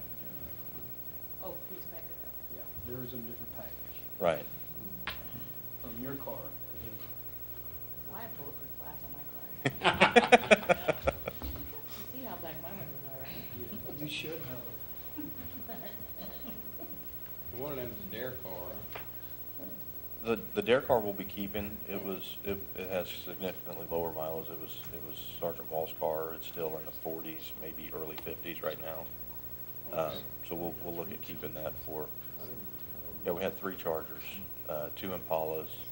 But when they bought the 6 cars in '07, it was the 3 Chargers, 2 Impalas, and the Trailblazer.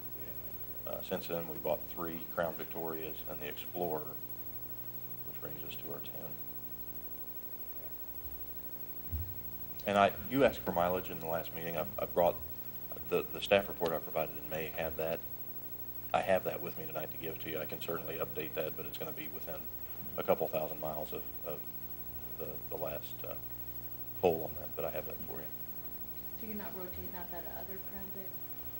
The 3 Crown Vics that we have are 2 11s and a 10, so they're still new. This is the last year that they ran the Crown Victorias, and that's one of the reasons we're looking at the Chevys, just with the durability, and it's about the only vehicle now that has been in production for a couple of years now, or a few years actually, without any significant changes. So the Charger's coming back out and it's been redesigned. Chevy's come out with a new police package Caprice, but it's the first year for that. And Ford has come out with the Police Interceptor, and we've just had really bad luck with the first year runs.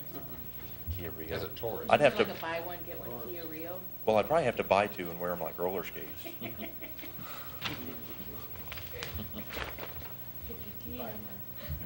I think that's Chia. Oh, Chia. Yeah.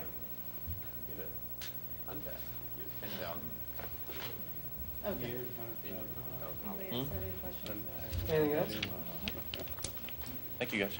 Thank you, Eric. Thank you, Eric. Okay. We should return back to These are little statements. Okay, do we want to, let's talk to Terry about the Alliance contract? Were we all right with this? We all right with the Are we police keeping budget? it the same then? Yeah. Okay.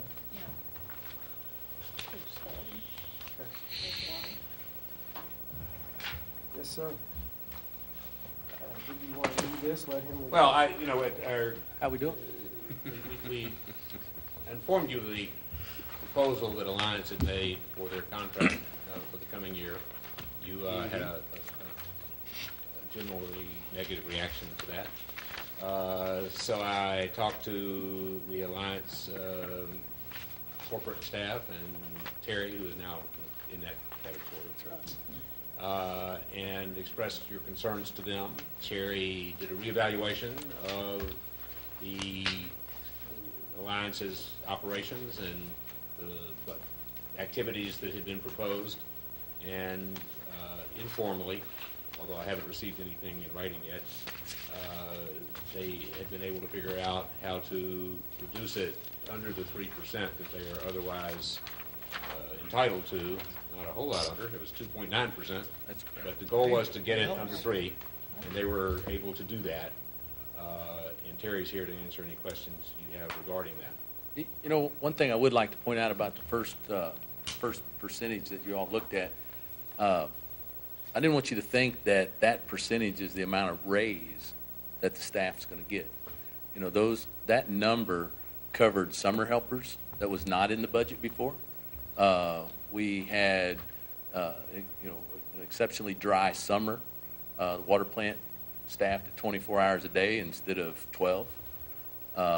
So that number wasn't going in people's pockets. That number was really more for additional staff with the sewer projects and stuff that was going on. So, and just to clarify, I just wanted you guys to understand that. I mean, maybe you did, but that fee covers office expenses, fuel, supplies, repairs, lots and lots of different things. So I didn't want you to think that first number was going into somebody's pocket.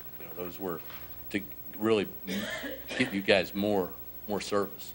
So, and anyway, but we did go back.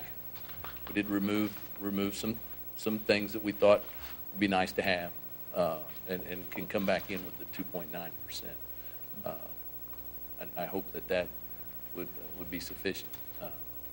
Anything further than that, we'd have to look at services. It's cutting it down pretty good. Fuel and everything hit us pretty hard this last.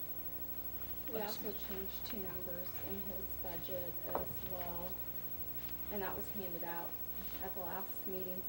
We added the DNR grant to that because that didn't get expended this budget year.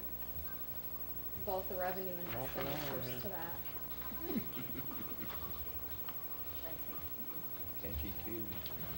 And you know, there should be a refund also coming, you know, up in a couple of months when all the invoices and stuff come in, for the people that's new on the board that didn't know that. There's a certain percentage of the proposal that you get, if we don't spend that money, you know, of course, you get that money back. That doesn't go into anybody's pocket. And, you know, our departments are just like the other city departments. We don't buy anything unless we feel it's necessary. So Yeah, it's a good point, because from time to time, people not on this board, but Right. citizens have said, oh, that alliance, you know, they're not gonna fix it because that's just more money in their pocket. No. Well, it's not more money in their pocket. No, They don't I mean- fix it, we get the money back. that's right. I think last year, I mean, I can't remember, but I think it was like $14,000 that, you know, you got to check back. You know, we have, and I hope that you guys have that feeling about us too. You know, I feel that this money is my money, is, you know, as far as I'm not going to waste it, you know, not my money to keep.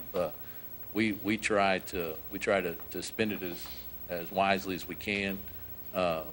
We make sure that we get comparable pricing. We don't always go with the low bid, but if everything is equal, of course, we go with the low bid. Availability sometimes steps into play. I can't remember the last time that came into play, but we do have that option. But I think the other day it looked like we were running somewhere in the neighborhood of 6,000 under budget on repairs, and that would have been for July, because you know you fall a few months behind. That's why it takes a couple of months once the accounting gets done. So, you know, Teddy, to kind of reference your earlier question, we can't use that money for purposes outside of water and sewer. Right. So Right. the fact that we get that money back doesn't mean we can use it for marketing. Right. Whatever. And so with the two things that's on the table, one of them being the alliance dollar amount, you know, we can come in with a 2.9 on that if that suits everybody. Then the other one that's on the table is the city's section, and there were some questions a while ago about a possible dump truck, and the dollar amounts that were in there was for a used dump truck, a used mini excavator, and a trailer to pull it on. And as far as that being used by any department, absolutely. You know, right now, if we need a dump truck, we schedule it with the street department. If we can get by with the smaller dump truck, the one that's pretty well worn out that the park uses, we have used it. The dump truck that we're wanting is going to be kind of in between those. Something heavy enough that it can pull the mini excavator, something with short enough sides on it that we can load it, and you know, it's going to be used for multiple projects around town. It doesn't necessarily just mean us, and if our staff happens to be the better operator on it, then we'd be glad to use it in any other department with our operator. If other operators can operate, you know, it's the city's piece of equipment if we purchase it. And again, just because you pass the budget, you still have to approve the purchase when that comes. It's not like we have the right to just go out and buy something, and we'd have to draw up bid specs and all that stuff. So do you have any room to cut anywhere? I could ask you like. Absolutely. You know, there's always room to cut, but we just have to remember services. You know, on the budget, you'll see if you look, and I don't have one in front of me, but every year there's money not spent. And again, we don't go on a spending spree come August and September. That money's there, and it goes back into the water and sewer fund. If you look at those, you'll see where last year, I believe the CDs increased in value because of money that wasn't spent. So I would anticipate that the budget for the one that's proposed in front of you would probably have money not spent in it as well. The problem with cutting it now is what if? You know, I mean, I think we have a responsibility to the water rate customers out there not to just blow the money, but I think we have a responsibility too to make sure that there's adequate supply in there for when we need it. So yes, we could make some reductions in there if we have to, but you know, you have my word that just because it's in there doesn't mean we're going to spend it. Well, unless something come up that we needed. They want water when they turn the tap on. Right, and I can't spend any. Come out of Gabourey?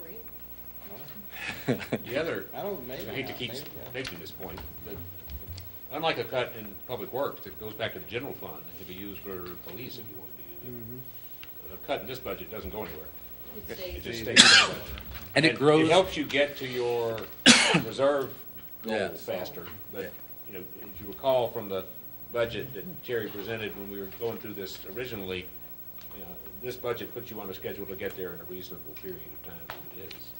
Yeah, it's not like we borrow money from other accounts to, when we're short. I mean, the city has an obligation, per the state, a financial obligation to make sure that we have rates set and established to supply our desires and needs, for the water and sewer department. And to meet the provisions of your consent. Yeah, and, you know, just because that money's in there, you guys still have the right to say no when the purchase time comes. Anything over $5,000, we bid with bid specs. We have the right, you guys have the right as a council to accept or reject any of those bids when they come in at that time. I think it's my obligation and Steve Wilson's obligation to request the needed items, prepare the bid documents, and get permission to bid those out. And then I think it's the cities as a whole, you know, obligation to say, yeah, I think it's a good idea, I think it's a good price, and take it, or say no. So I know that's a long answer, but, you know, every year those budgets have money left over, and so we could make cuts, but it's not like those cuts are going to go anyplace else. They're just going to go into the reserves.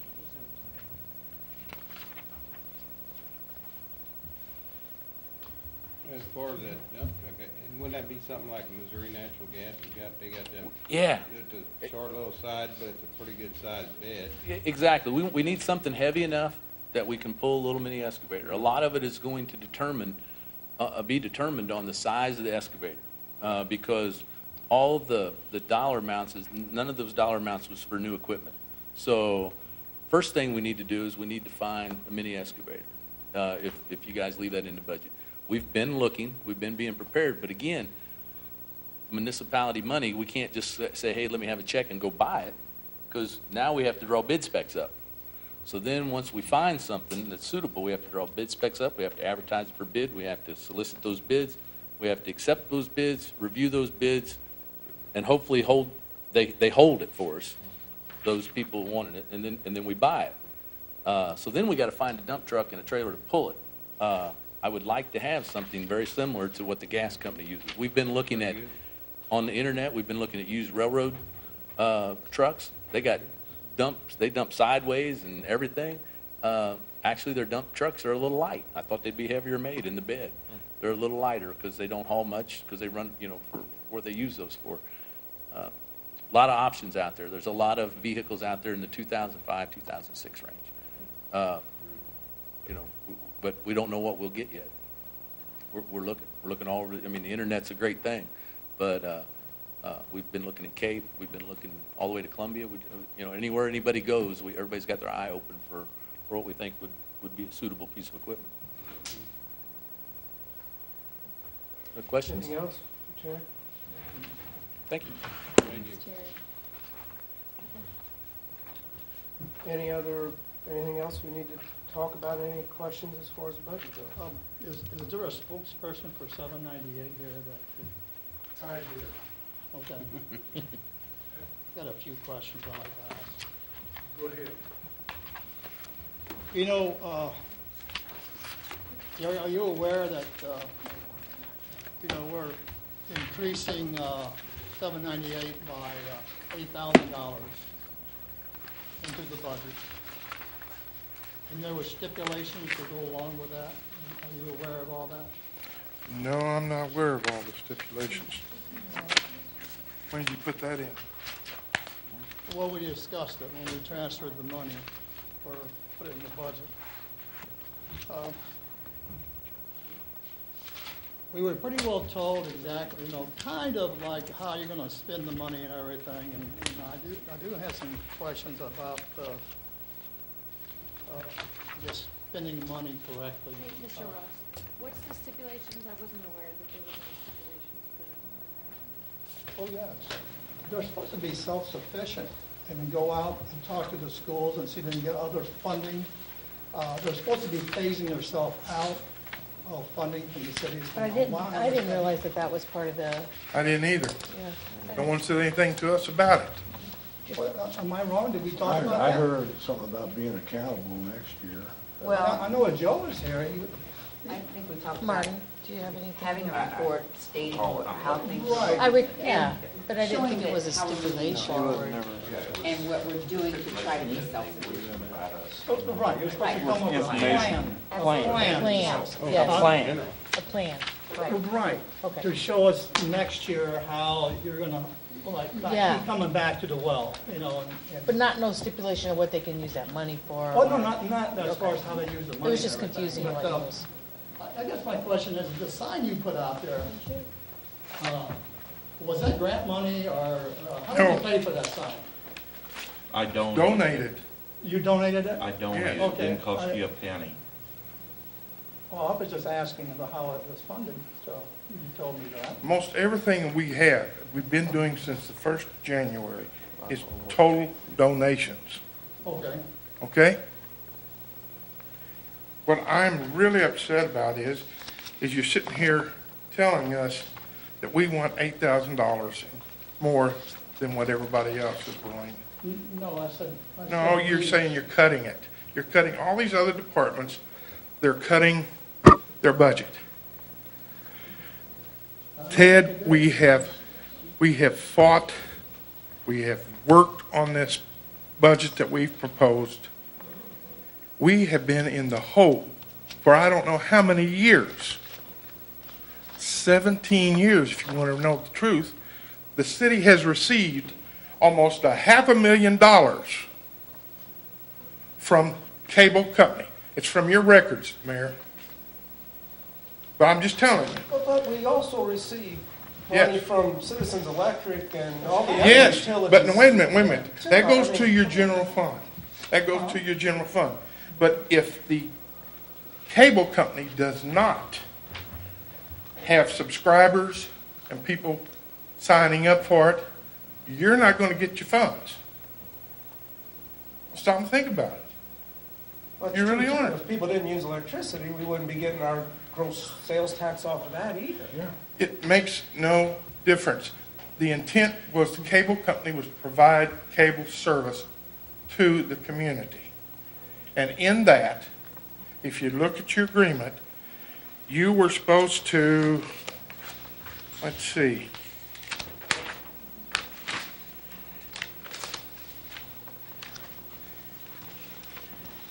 pay, now this was the December 12th issue, or 12th month per year.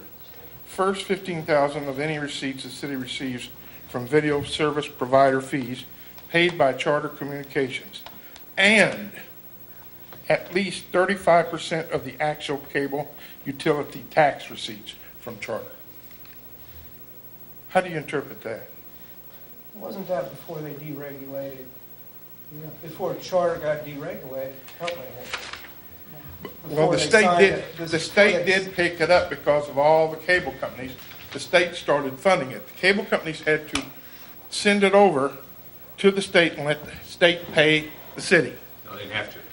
Well, they did. Well, the cable companies lobbied the state legislature to get a statewide franchise statute approved so that they could negotiate with the state as opposed to negotiating with the individual municipalities for the provision of, or for the terms of the franchise. They wanted statewide franchises, which you can understand.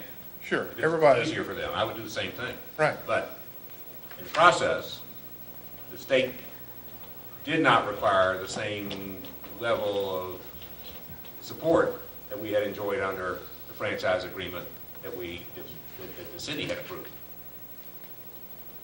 Is that the point? Right. Okay. And that's, the PEG access was the Right, big and thing. we're still, and we just, I mean, I just found out that we are receiving some funds from the PEG access when I saw it on your budget, your proposed budget. the cable, and I was told that the PEG access fee, which the charter cable has paid, they said they would go ahead and do it for this year. Is that not right? I have not heard that. Okay. Why is it in your budget? It just wasn't taken out. Oh, it wasn't taken out. Because that ended actually. The PEG access fee Well, actually ended. that puts us in a deeper hole. We're only getting, what we're doing is, we have one person that we pay $15,500 a year. That's a station manager. Ted, everybody in our group volunteers. They even donate their time and money to keep this cable set up afloat. What we did was we looked back and said, hey, we're only getting $15,500. And I even sent you a notice, all of you guys have got, not a notice, but a report that, hey, you have been paying us $15,500 a year when our station manager is taking 16 something. So we're having to go around and look up funding or donations to pay for his payroll taxes. That, so we're in a hole. Every year we've been in a hole. And I don't think it's fair if we're providing service to the community. And that's what we're doing, 24/7. How many have you all been to our station downstairs in the basement? You've seen it. What do you think about it? It could look better. Yes, it could look a lot better. Okay, so what we're doing is we're trying to clean it up. We've put promotions out. We've changed. We went back and said, hey, folks, we're not getting anywhere asking for donations and stuff. So we need to look at another avenue from charter cable, which is cable, because only those people can see Channel 7 and 98. So we made a switch. We said, hey, we'll go ahead and keep charter cable, but we need to beef up our internet websites. And that's what we've done. We've looked into alternatives. Live stream, Ustream, that's what we looked at. Those don't cost us a dime. You normally would have to pay for that. But we figured a way that we could go ahead and set it up where we wouldn't have to pay anything. So we're getting live stream and Ustream. We're also getting Google Analytics because I really felt that we needed to be accountable for what we're receiving and who's viewing it. We have roughly, we started out with like 300 hits a week and about 400, 500 pages per viewing, averaging about 3.5 minutes. Last week, we're up to 800 pages and 500 hits. This is reported in our annual meeting, okay? The other thing that we're doing is we've got projects that we've got set up to ask for donations, like this gun raffling. We just started that. We've also got a variety show that we're hoping to set up in March. Okay? We have a Christmas program where we may be able to do something with that. But we've already been talking about all these projects to help supplement what we have. The reason we asked for that amount was to start financially have a stable base that we can stop looking back saying, oh, we're going to have to try to find something to pay for that. We wanted something that we could actually sit down and say, okay, now let's go from here. Let's go for what our donations, what we work with our donations. Subscription. We are a nonprofit organization, 501c3, or 3C, I believe it is. C3, I always get that number mixed up. But the thing is, we have to have donations to survive, besides what you've given us in the past. Because what you've given us has not been enough. Okay? Now, I know you've got a rough way to go as far as cutting your budgets. You know what your expenditures are, you know what you're going to have to do with that. And I know John's going to come up and say, hey, what can you cut? He said he's going to do it to everybody. He'll do it to me and everybody else on our board. And that's fair. That really is. But since we've been working in a negative, starting out in a minus every year for operating expenses, we said, hey, folks, we've got to change.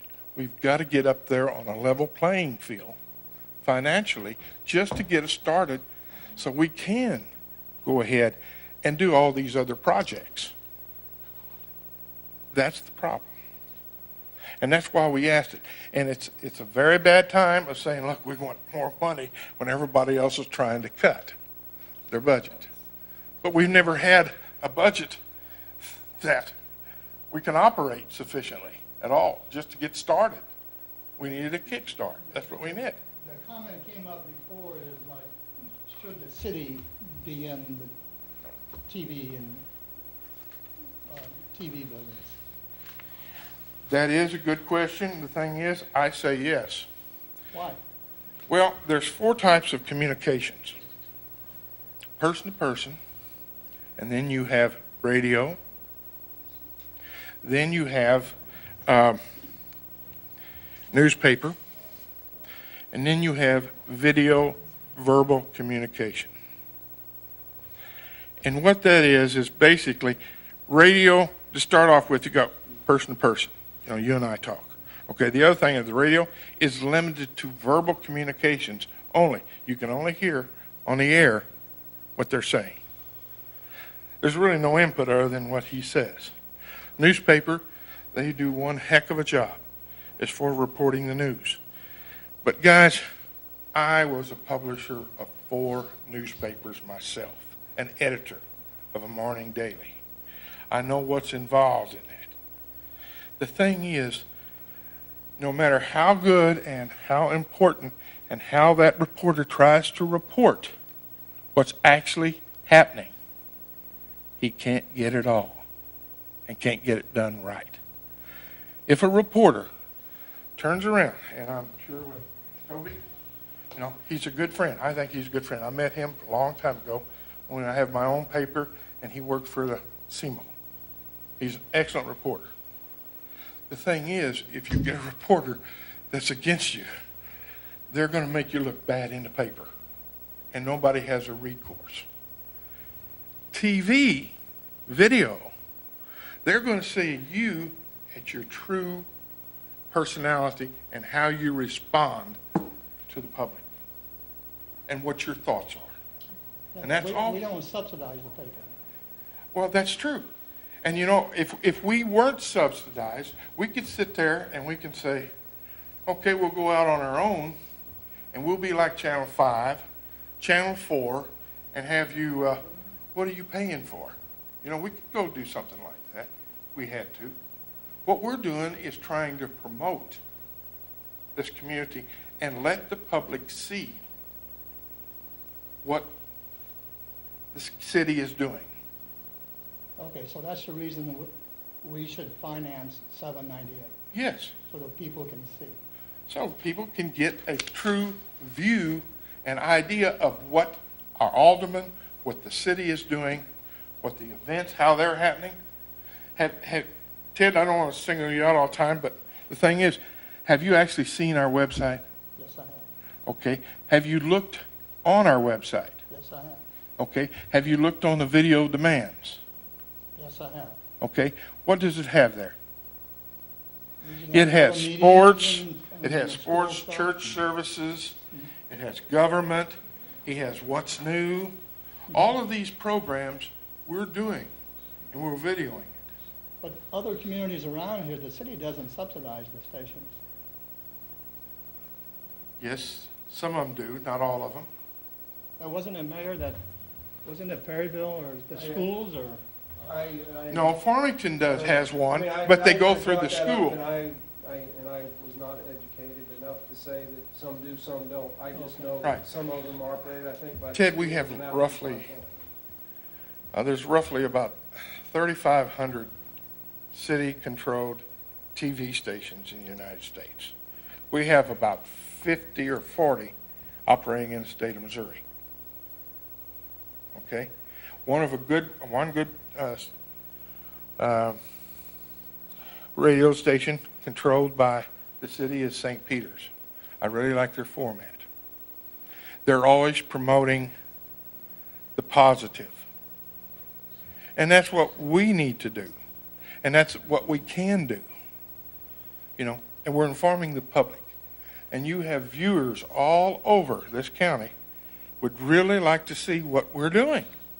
And they can't because of just cable. That's why we went into the internet and on the websites and go to live stream and Ustream. We're still working on it technically to a certain point. And we're going to be changing it from time to time just to get it more tweaked more, as what you'd say. Since you're going out to the county, are you going to be maybe going out to county commissioners' meetings? Oh, yes. Nobody is left, no stone's not going to be left unturned. We're going to Wholesome, Mississippi Lime, and they have contributed. You've got Saberliner. That's what you would like to see, right? Like, whenever, you would like to see accountability on what we're doing to move forward, to, Right. That's Right. what you're talking about as far as. Yes. When I was talking Is about, there were a plan. stipulations, is that That's you what have a he's talking plan. about. Right. What you're going to do to be more self-sufficient. Right, and that's what we intend to do. And the main reason for that, Ted, is that we have equipment, and I think you all are aware of the equipment we have. It's obsolete, outdated. We're going into that digital age, you know, and we've got to get better, more effective equipment. So we haven't asked the city to pay for all this equipment, except I think, this up here when it was broke. City helped pay for that? These cameras belong to the city. They Okay, belong so to- you own the camera, so we don't. Yeah. Okay? We'll sell them to you. Yeah, if you'll give us the money. I knew that'd be a trick. But anyway, that's what we're doing. Yes, we will have each month, we have a monthly meeting. In fact, it's tomorrow, last Tuesday of each month, and you all are more than welcome to come down there and sit. We want the whole public to come down and see us, Well, I'm sure, what we do. I'm sure the tourism board would like that too. Oh, yeah, and we have we've done things. Go down there to the tourism board meeting. Yeah, and we do support the Tourism Commission. Here, on our website, on the front page, what did we put on the front page? Thank you for visiting our website. We take pride in our family-oriented community, along with our rich historical heritage as the first official settlement west of the Mississippi, established in 1735. Visit our shops, dine out in our quaint restaurants, stay in our historically French-style bed and breakfast facilities, and tour some of our most prestigious wineries in Missouri. Be our guest for a weekend or for a week-long stay and enjoy our friendly atmosphere. So we are supporting this community. You know, we're doing everything that we can. It just takes time. You know, and we need a little funding to help us. Time and money. Okay? And I just hate to see us sitting there in a hole. Every time we turn around, we got to say, well, how are we going to pay for this? You know, there's no limit on spending. There is a limit on, I said no limit on spending. Sue is our treasurer. Don, nobody can buy anything over $100 without the board approving it. That's to keep things tight and in order.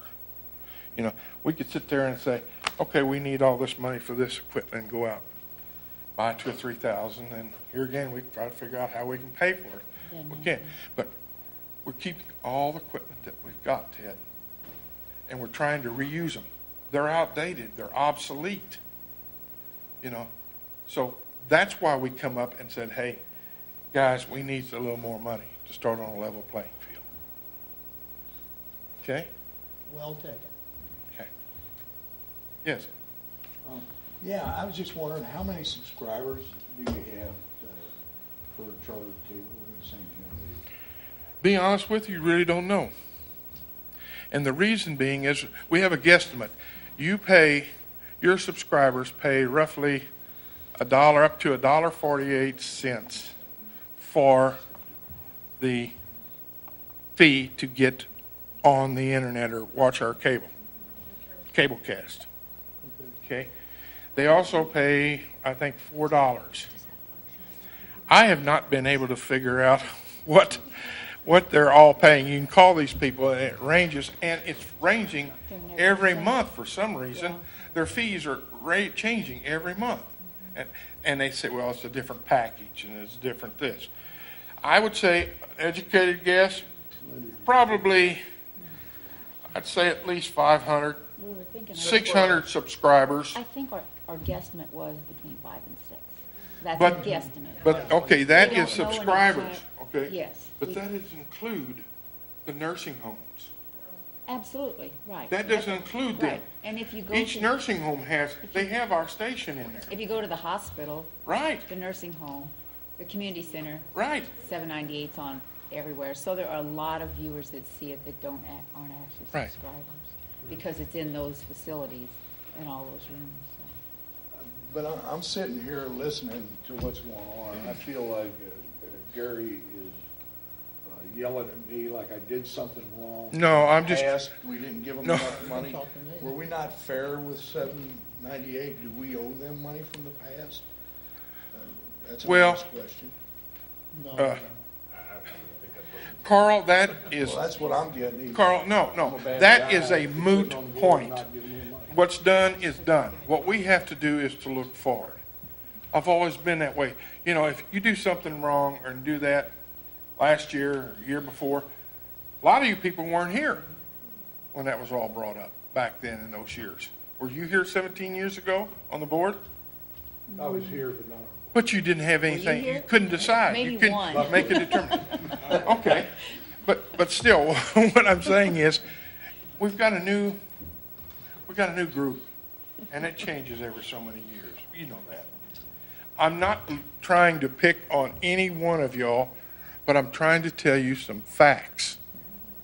You know, that we have to do something. Okay, maybe I am a little bit strong on my wording, but I've always been that way. Gary, just to Yes. clarify, we haven't done anything as far as, that I know of, and just talking to these two in the last 10 years, as far as what the contract said we were supposed to pay you. We haven't done that, haven't we? And I know, and I'm not blaming you for it. I'm not saying that you, Contract has never been changed. No one has ever asked for different amounts of percentages in that contract in 10 years, because no one had the guts to come before the board. Okay. I think that percentage thing was changed though, wasn't it, just a few years ago? No, That's what, No, it's been a long the time. 35%? Are you sure? I was thinking it was just within the last, say, 6, 8 years. Linda, based So on we what, we are cheating. No, I'm Seven not years. saying that. All I know is the Board of Aldermen, when people come to volunteer on, So they can't hear you on your television station. come on up here, Steve. They can hear us tapping our fingers, they can hear us too.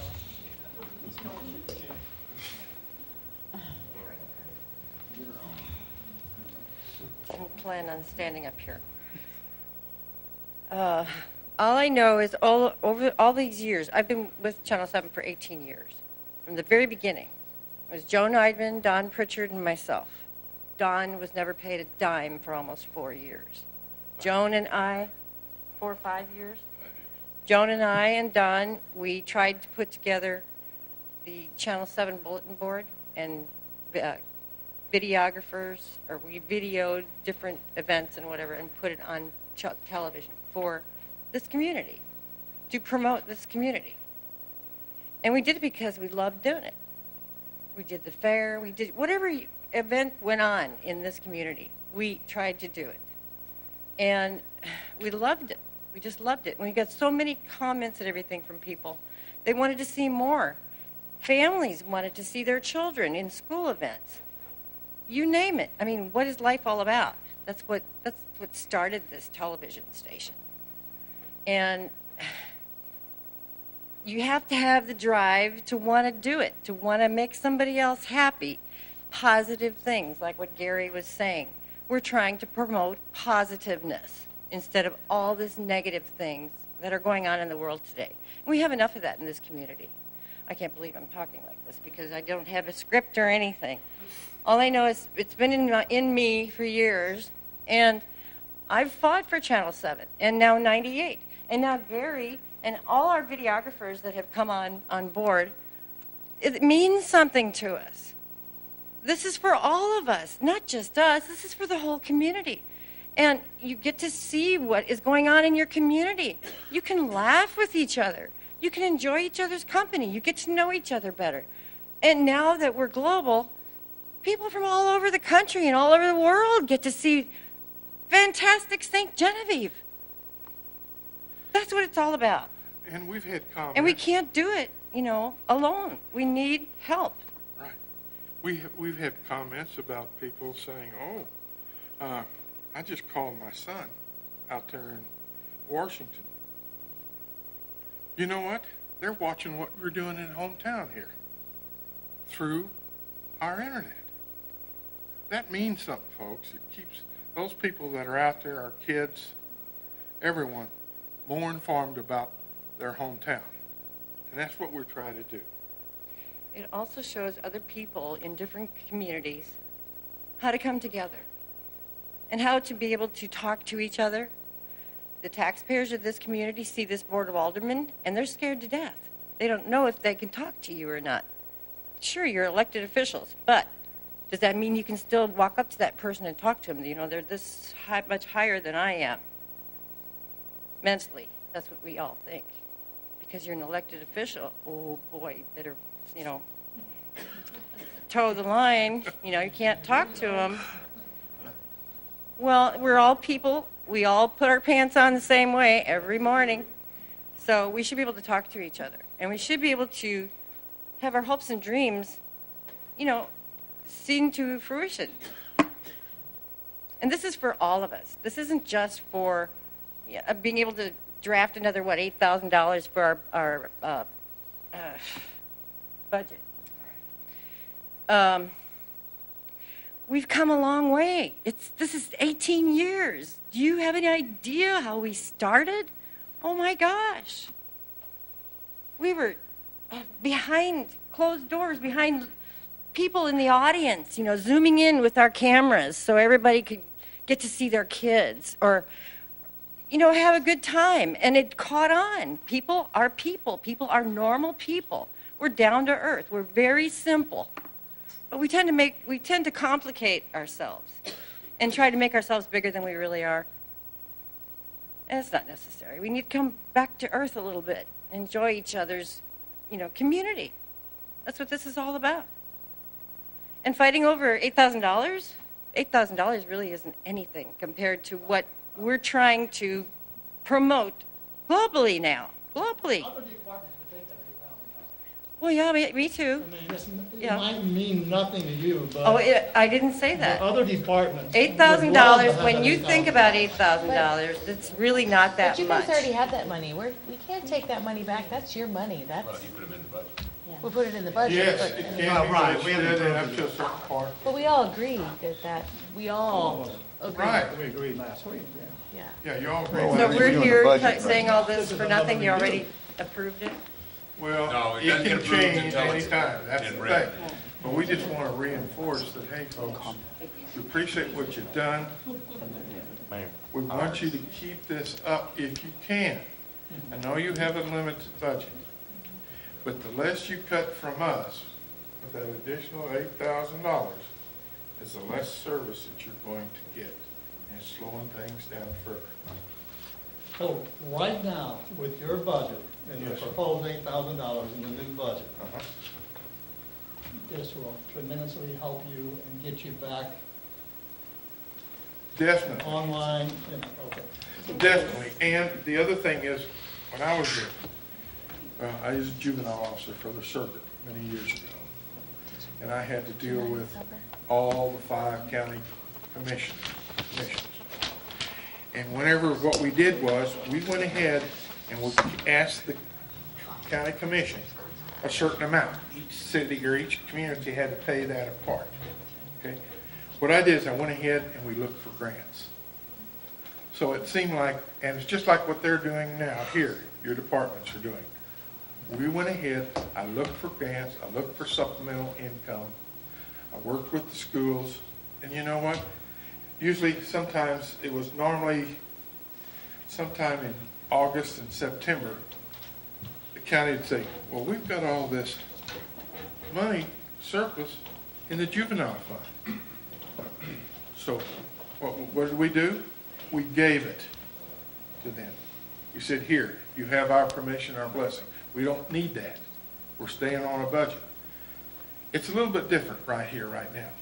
But it won't be, once we get on schedule, and we will have budgets, and we will have donations. And if we can have the donations and the viewer support, like I think we will, I really believe we will, we may not need your support. You know, as far as you can cut your budget down, or our budget down. That is our goal, just like all the other departments. And I think that's exactly what was discussed. That's what we discussed. And Okay. in other words, for us to have a plan and to be able to come or bring that information to the board, maybe quarterly or whatever you would like, just to say, this is what we've done, this is the progress we've made, this is the direction we're going, we've applied for these grants, we've got these donations, and line it on. Is that fair?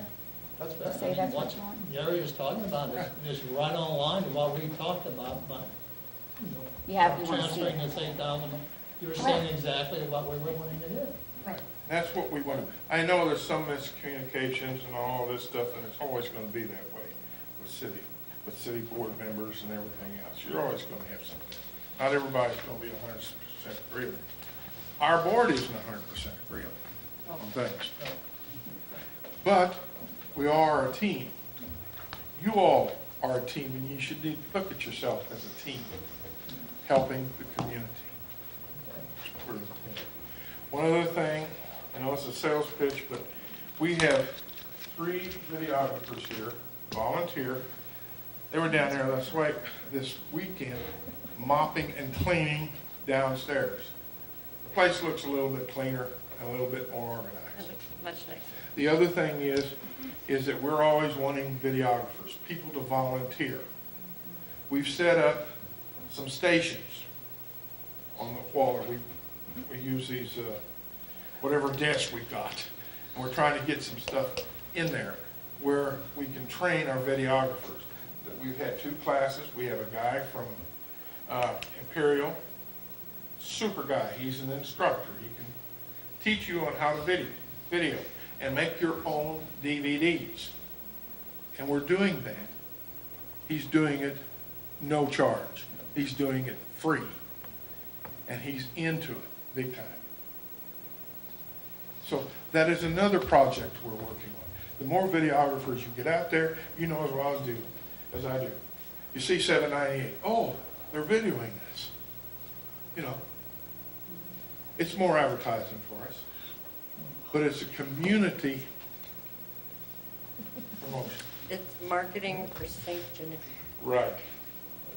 And we have a Mrs. Vince, you had a comment? a young I lady here. personally had cards printed. I got loud now. I personally had cards printed, I love that. advertising what's new. I've notified every art guild, everywhere. And we picked up a lot of people watching on the streaming on the internet, and I get comments all the time. And I think it's a really good thing to have this city television, and I think it should be supported. This comes from one of our stars, wasn't it? And there's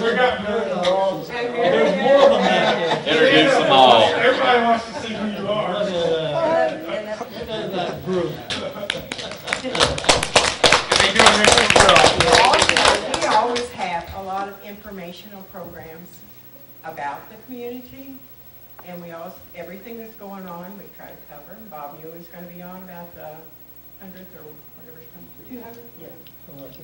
200th anniversary. And we also have James Wooldridge about the 80th anniversary of the Art Guild. They'll be on Wednesday night. And we had Parkinson's disease. We've had the play up at school, we've had the dresses, prom dresses. And we'll advertise any business, anybody that wants to be on, We we'd be happy interview to have any you come people that talk. come to town, like the city administrator or. Right, we've got the city administrator. You got October 10th? Oh, Right? I'm gonna have to put that on my Facebook. Watch Jerry's October putting 10th. out flyers, so He he could gets a even lot bring of the mayor. questions.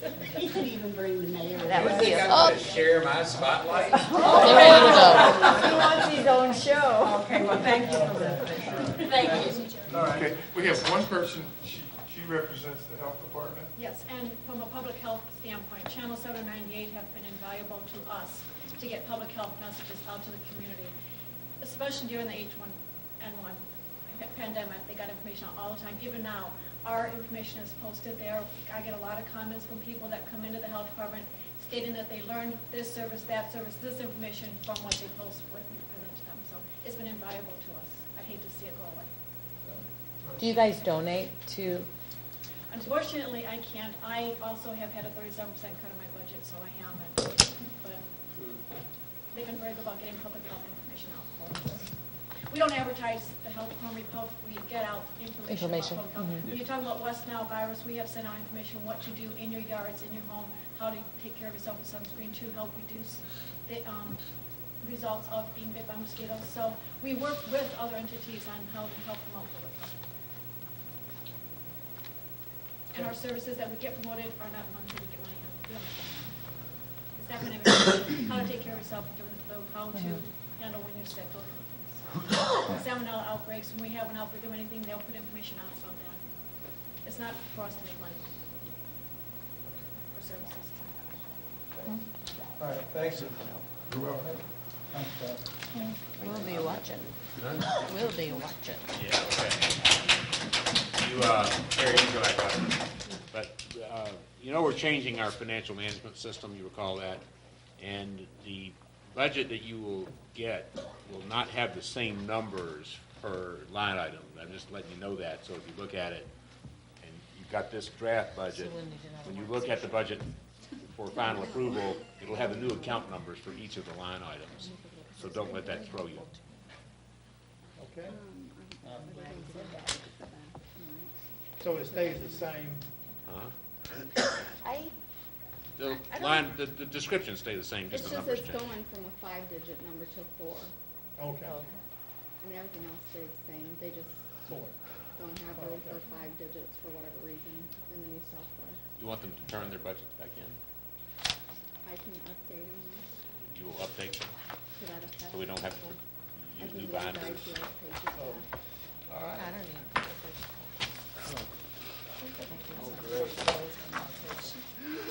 I don't know. How are you gonna do that if all the numbers are different? How are you gonna do that if all the numbers are different? You're just gonna get us new ones.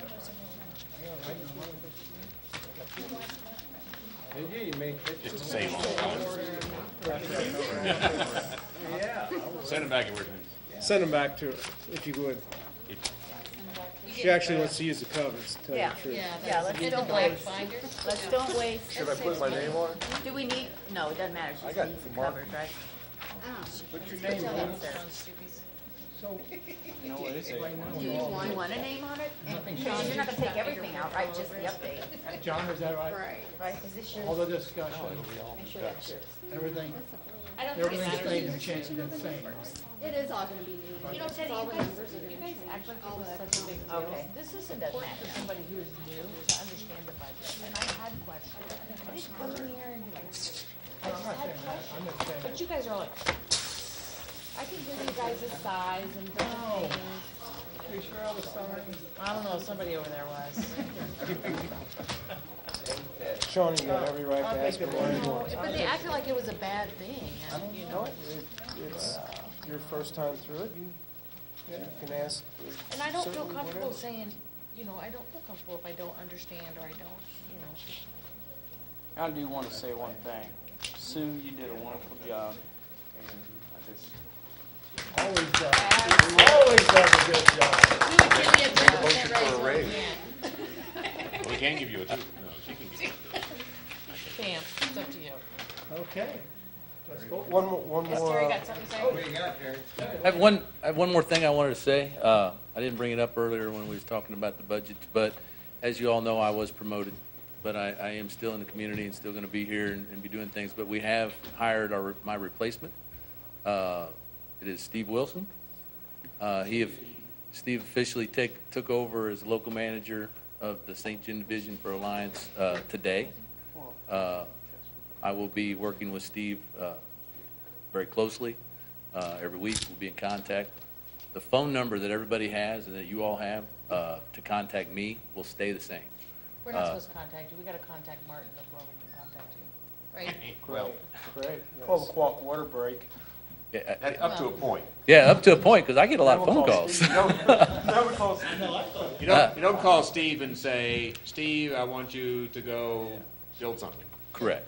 But if you got a problem, you call Steve. Yeah. Anytime your constituents say, hey, I've got a problem here, feel free to contact us, our department, through Steve, through myself, through City Hall. Put it on a work order. We'll get it done. Obviously, one slipped through the cracks that we didn't get on a work order, but we. Do you wanna go ahead and give us? I think you can pick that up here at City Hall. But Steve's going to do a great job. We're excited. We're excited to have him. So, just wanted you all to know that.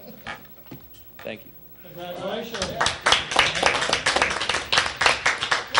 All right, anything else? Anybody? Yep. All right, thank you. See you Thursday.